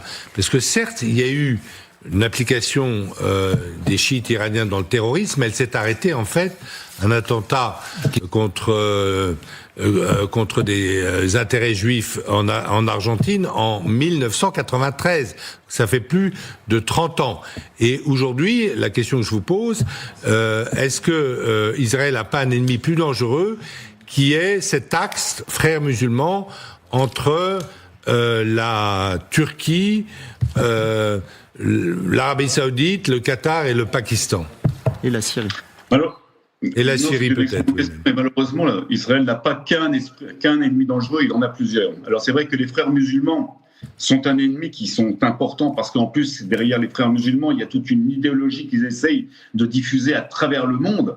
Mais au-delà de la question des frères musulmans, il y a la question aussi de l'islamisme chiite, plus particulièrement. Et on voit ce qui s'est passé à notre frontière sud et aussi à notre frontière nord avec le Hezbollah qui continue d'ailleurs de vouloir se rapprocher de la frontière avec Israël, le Hezbollah qui continue à être un axe très fort entre Téhéran et le Liban et qui joue ce jeu-là. Donc concrètement, on est sur deux vecteurs. On a, c'est vrai, la question des frères musulmans qui est une question cruciale avec la question de la Turquie et la question du Qatar qui sont essentielles dans l'avenir, je dirais, régional. Mais il y a aussi la question je dirais, de l'Iran. Et c'est vrai qu'un Iran qui menace quotidiennement Israël et qui serait, je dirais, où on couperait, je dirais, la tête de son régime, permettrait peut-être aussi de revoir aux frères musulmans, dans un premier temps, peut-être les choses d'une autre façon. Est-ce que vous croyez, monsieur Gaudi ? Pardon, juste je vous pose la question sur ce plateau. Est-ce qu'il y a en France une résistance à ça ? Moi, je suis frappé sur les plateaux, la sonorité, ce qu'on entend au Quai d'Orsay, ces ensembles militaires,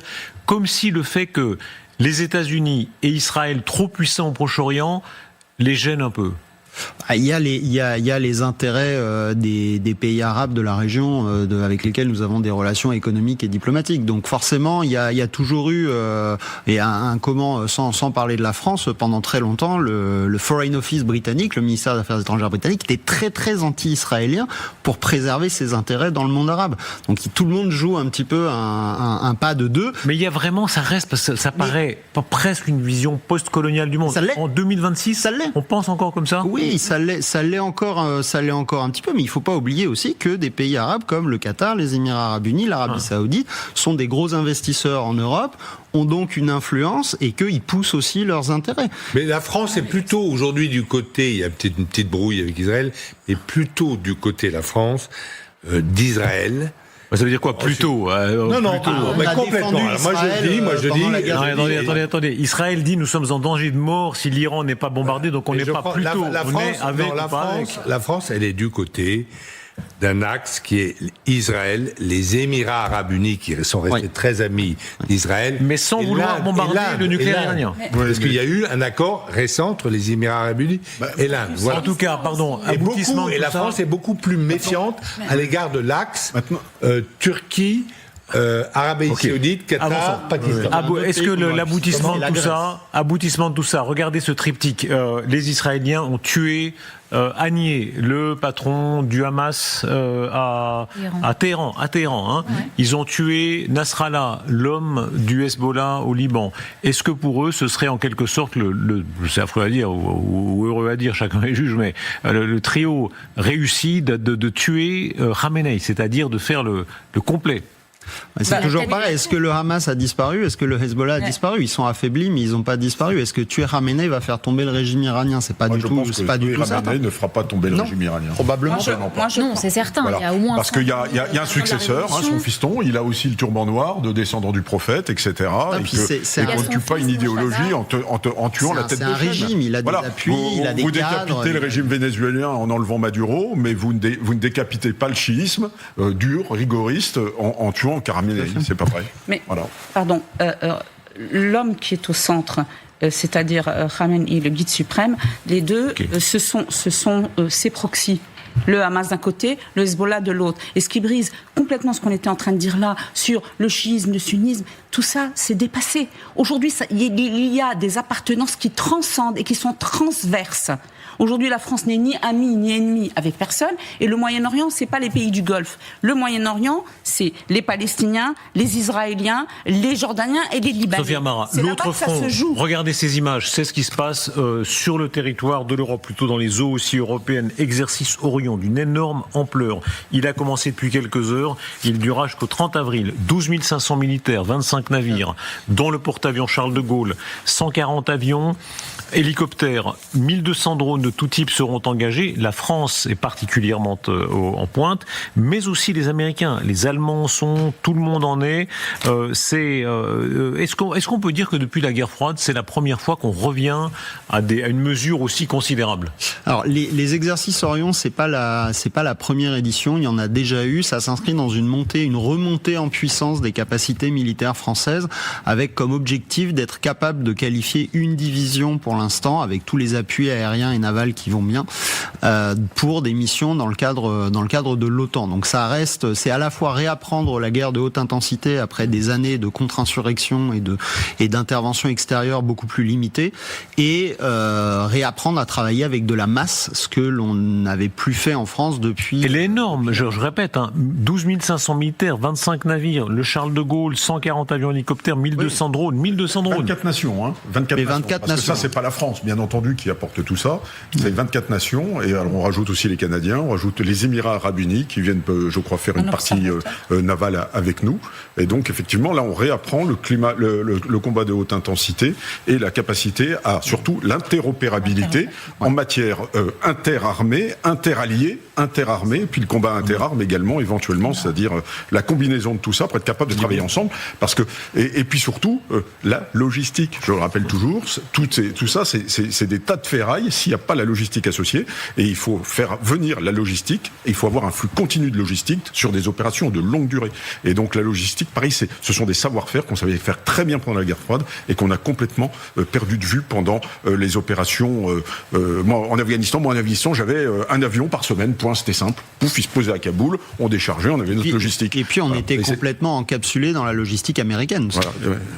Elle n'est pas absente, là. Vous avez vu un Reaper là, passer, un drone Reaper. Évidemment que l'OTAN, c'est toujours commandé par un général américain. Ça se fait toujours dans un cadre dirigé par... Mais là, la manip est commandée par la France. Donc oui, c'est un exercice national, Orion. Vous voyez là le clip de présentation, tout est fait, évidemment. Alors, c'est essentiellement à destination de la Russie, mais pas seulement, mais essentiellement, regardez le clip. Le monde a changé. Mais une chose demeure. L'engagement de ceux qui ont choisi de défendre et qui s'entraînent sans relâche.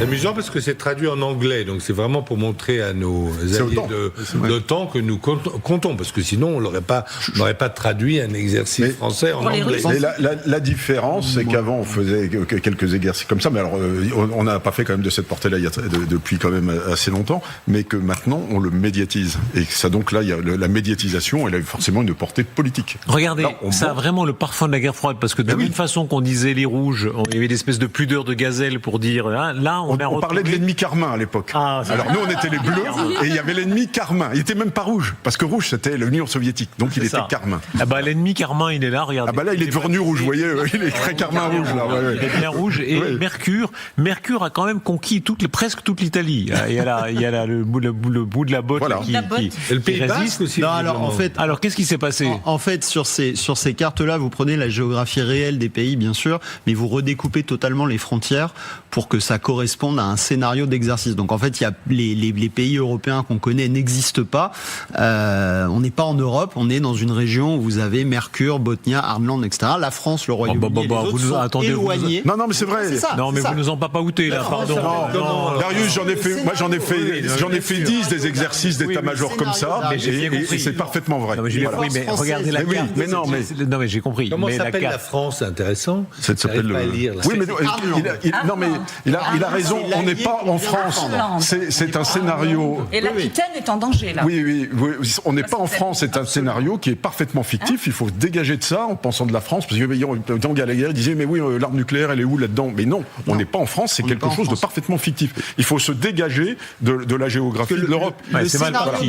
Si je peux me permettre, vous êtes tous les deux, vous racontez très bien votre histoire, mais quand on regarde ça, c'est difficile de se dégager de la. Bien sûr. Mais j'en ai fait. Si la France apparaît sur la carte, c'est parce qu'en fait la France est loin, et le scénario de l'exercice, c'est que d'abord les forces françaises et alliées vont venir de la mer, conquérir la supériorité maritime, conquérir la supériorité aérienne, réaliser une opération amphibie, donc un débarquement sur les côtes d'Armland, ce pays fictif qui correspond au territoire français, et ensuite mener des opérations.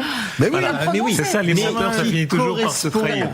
Qui est donc censé, dans le scénario, être un pays allié qu'on vient défendre, et sur lequel ensuite vont se dérouler un certain nombre d'exercices aéroterrestres. Pour être sérieux, voilà le scénario, ça permet en fait de décrire toutes les capacités opérationnelles. Je vous taquine. En quoi, là, ce qui est intéressant, c'est en quoi ça peut apporter ce qui serait le scénario d'une provocation russe, là. Qu'est-ce qui est testé, potentiellement? Qu'est-ce qui est testé? Pour moi, c'est véritablement la capacité. D'abord, il va y avoir une opération amphibie, aérienne, etc. Donc les Russes tenteraient quoi? On peut penser, par exemple, une opération amphibie pour aider les pays baltes qui seraient attaqués. Voilà. Donc, le scénario de l'exercice, c'est un scénario qui ressemble en fait beaucoup à la situation qui était celle du Donbass avant 2022. Vous avez dans ce pays fictif d'Armland une région séparatiste avec des groupes armés séparatistes qui sont aidés par le pays Mercure, qui finit par entrer dans la danse. Soyez très précis. Attendez, mon général. Je vais vous nommer le général pour être plus précis.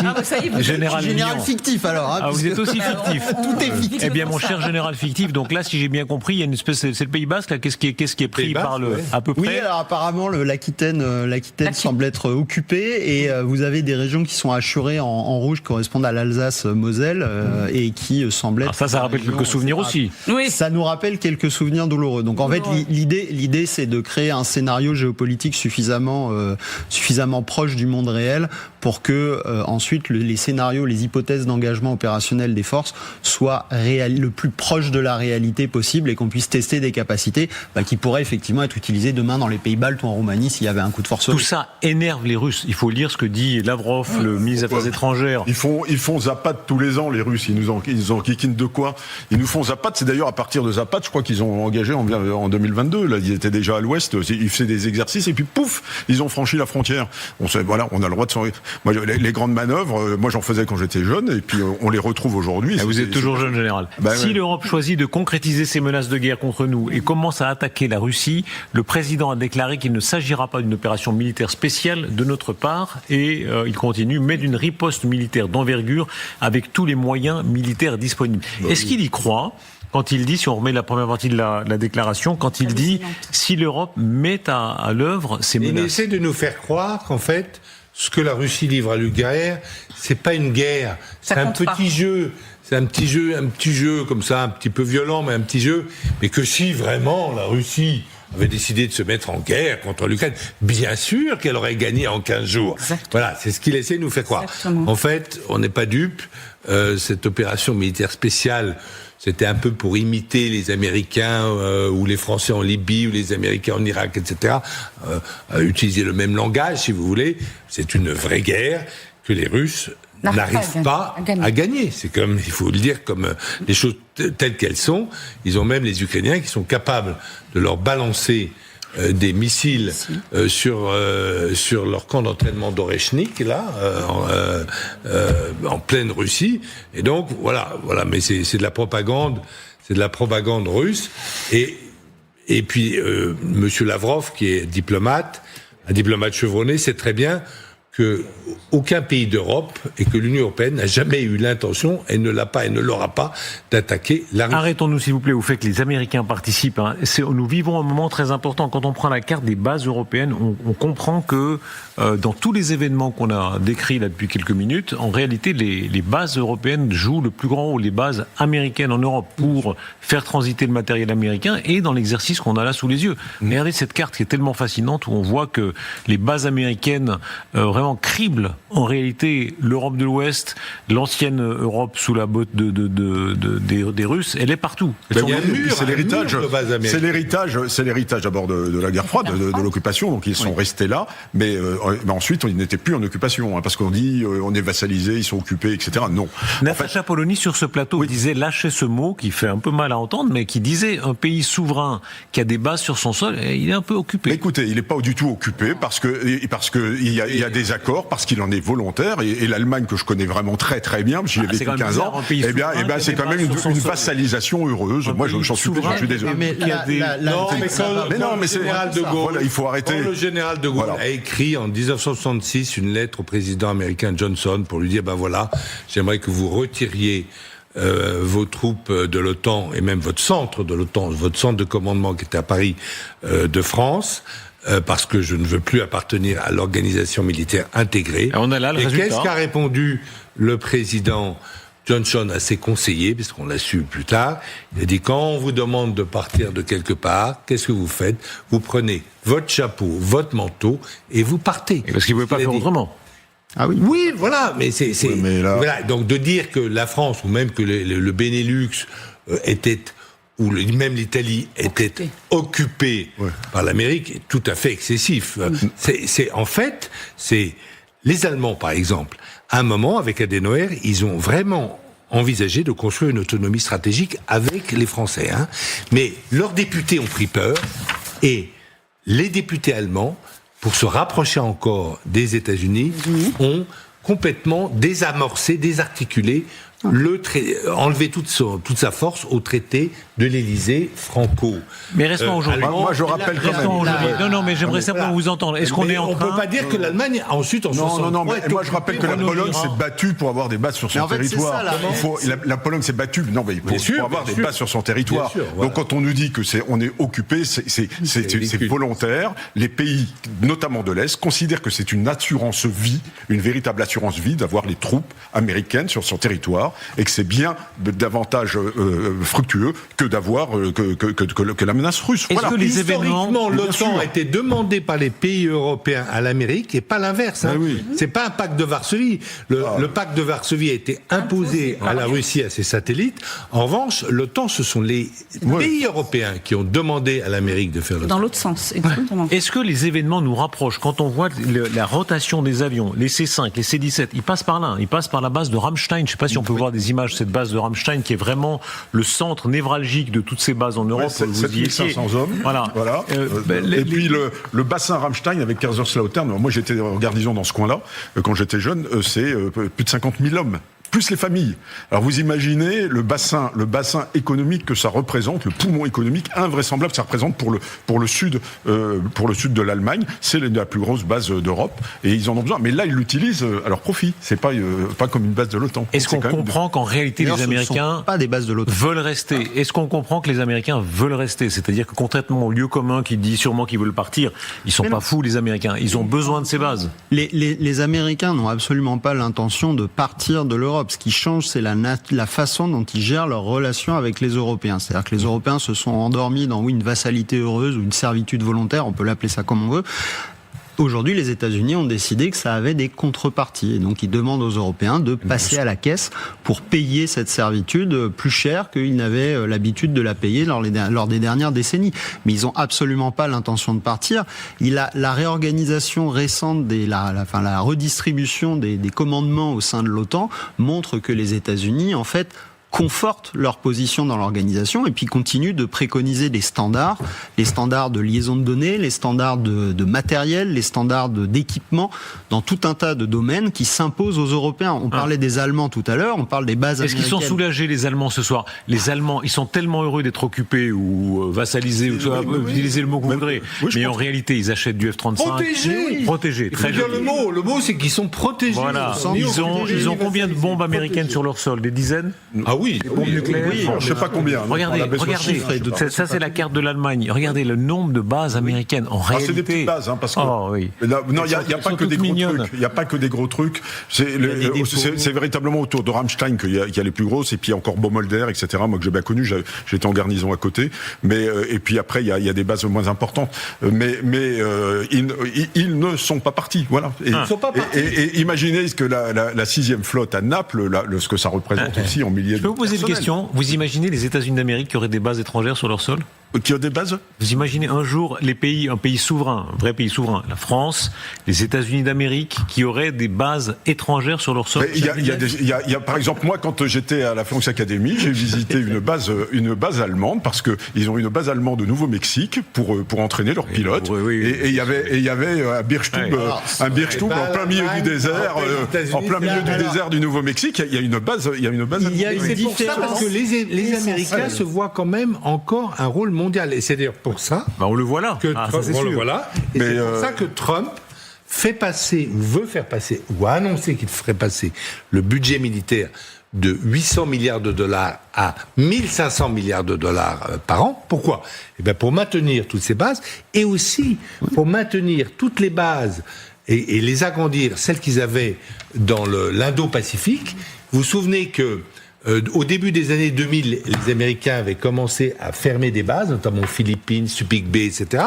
Et là, les pays asiatiques, lorsque la Chine s'est montrée assez agressive en mer de Chine orientale et en mer de Chine méridionale, là, les pays asiatiques se sont tous regroupés pour dire aux Américains, surtout, ne partez pas, revenez. Partons pour Moscou, parce que vous allez voir à quel point les Russes sentent bien que ce qui est en train de se passer n'est pas très en leur faveur. Cette Amérique qui casse en partie le Cuba leur allié, qui casse en partie le Venezuela leur allié, qui casse en partie peut-être l'Iran leur allié, ça les irrite un peu. Et Lavrov, l'irritation... En fait, on dit que Trump a affaibli l'Amérique. En un an, de fait, les chantiers ne sont pas achevés, je suis d'accord, mais en un an, l'Amérique de Trump s'est renforcée. Alors, est-ce que c'est au détriment des Russes ? Écoutez ce que dit Lavrov ce soir. On nous a dit que le problème ukrainien devait être résolu. À Anchorage, nous avons accepté la proposition américaine.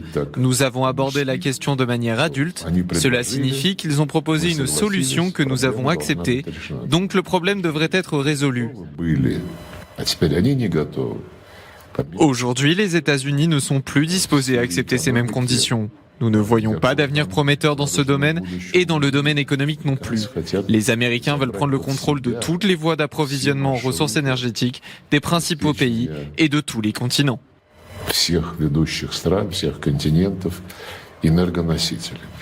Ma mère disait, quand on fait un peu la tête, il fait du boudon. Et il fait un peu du boudon, là. C'est-à-dire, la période n'est pas très bonne, à part ça, pour les Russes. Parce qu'effectivement, leurs alliés principaux, qui sont les Iraniens, Cubains, Venezuela, le pétrole, ça se complique. Trump continue à avoir des actions contre la flotte fantôme.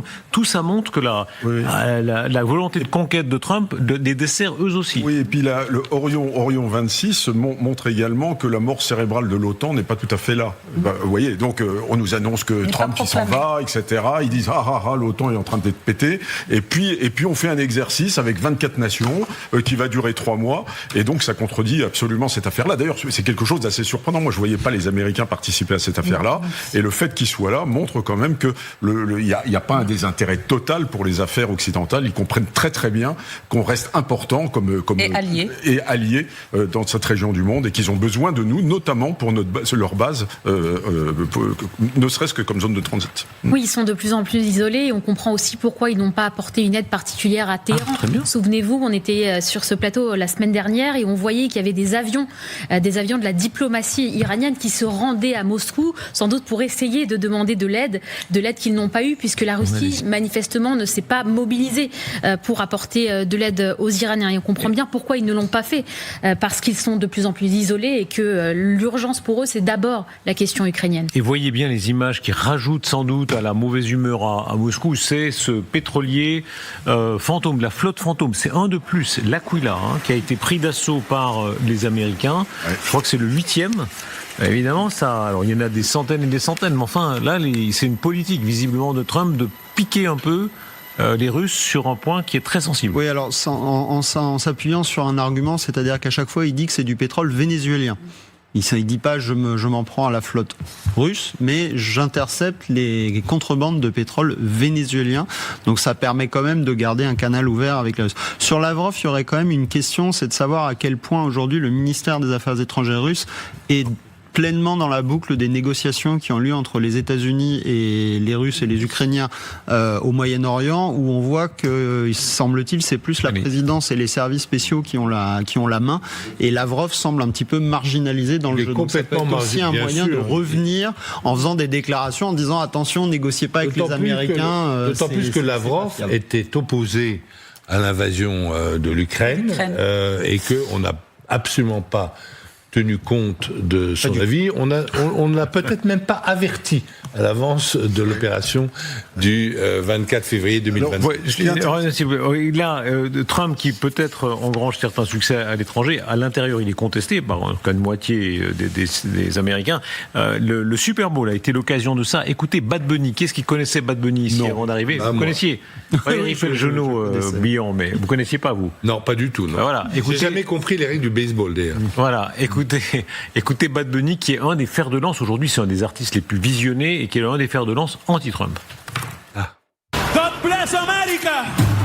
Sea Chile, Argentina, Uruguay, Paraguay, Bolivia, Perú, Ecuador, Brasil, Colombia, Venezuela, Guyana, Panamá, Costa Rica, Nicaragua, Honduras, El Salvador, Guatemala, México, Cuba, República Dominicana, Jamaica, Haití, las Antillas, United States, Canadá, and my motherland, mi patria, Puerto Rico.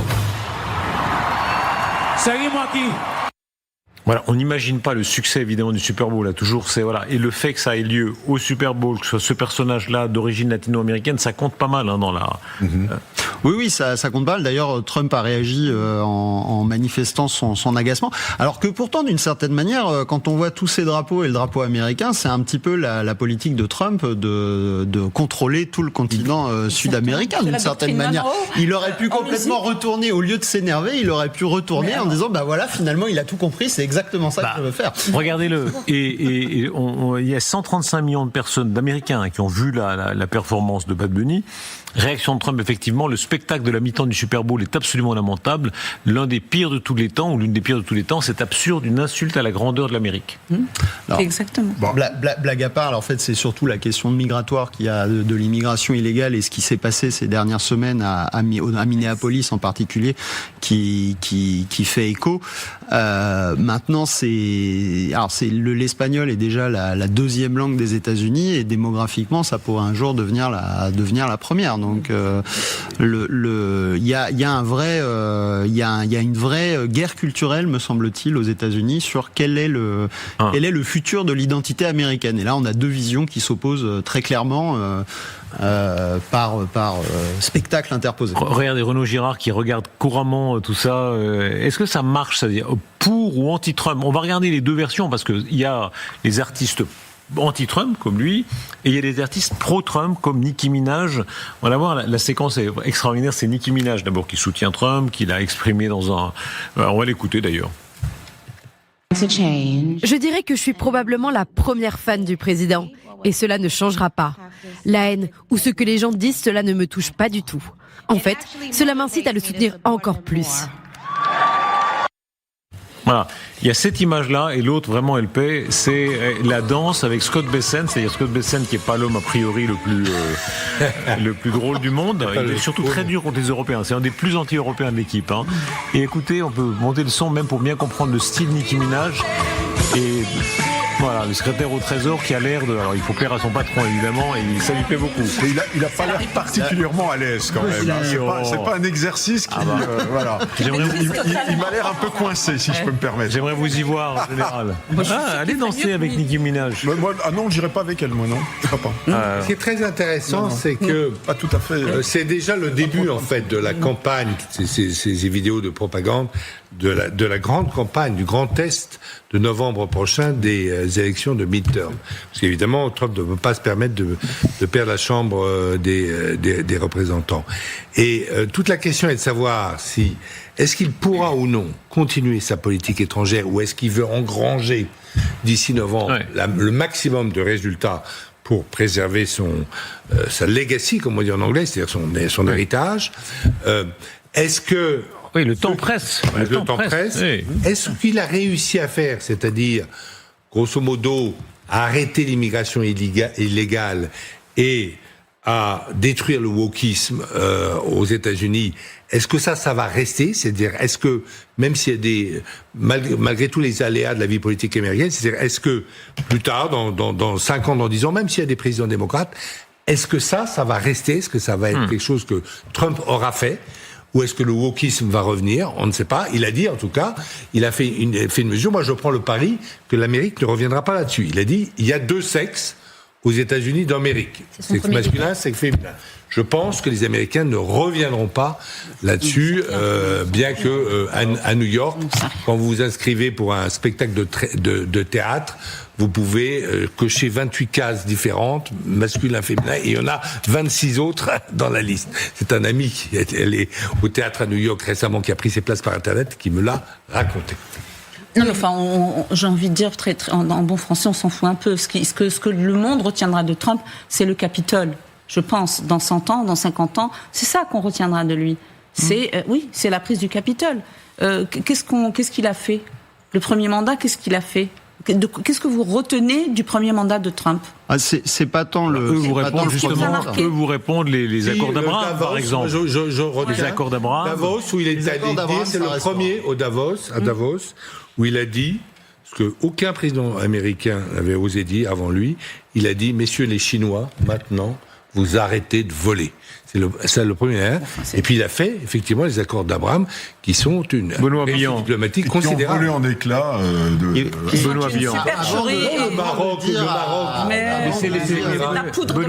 Benoît Billon. Avant de dire qu'on ne se rappellera de Trump que pour le Capitole, c'est une impression, attendons la fin de son deuxième mandat. Parce que pour l'instant, si effectivement il renverse il provoque la chute du régime cubain, si il rétablit la position des États-Unis, qui est quand même affaiblie par des décennies de guerre contre le terrorisme, de guerre en Irak, d'échecs en Afghanistan, il restera comme un président qui a relancé la machine américaine. S'il parvient à imposer sa vision de l'identité américaine, je rejoins Renaud Girard là-dessus, il restera aussi comme un président qui a marqué l'histoire des États-Unis. Et il peut aussi rester dans l'histoire de manière très négative, comme quelqu'un qui a accentuer au contraire les divisions américaines. Qui vivra verra. Oui. Et regardez s'il vous plaît au bas de l'écran à gauche, où je me mouille pas énormément, ça je vous avoue que voilà, vous avez raison de vous moquer. Vous avez raison, allez-y, moquez-vous. C'est normal. Un homme politique ne se juge pas sur ses discours ou même sur ses intentions, il se juge sur les résultats. Trump a mis beaucoup de chantiers en marche, y compris celui de l'Iran. On verra dans 3 ans. Regardez, s'il vous plaît, le podcast pour réécouter l'émission, avoir le plaisir de vos échanges tout à l'heure avec Noémie Alioua sur est-ce qu'il faut ou non intervenir. Et bien sûr, merci à toute l'équipe qui a préparé cette émission, vous sur ce plateau, et à vous de nous suivre. Bonne soirée.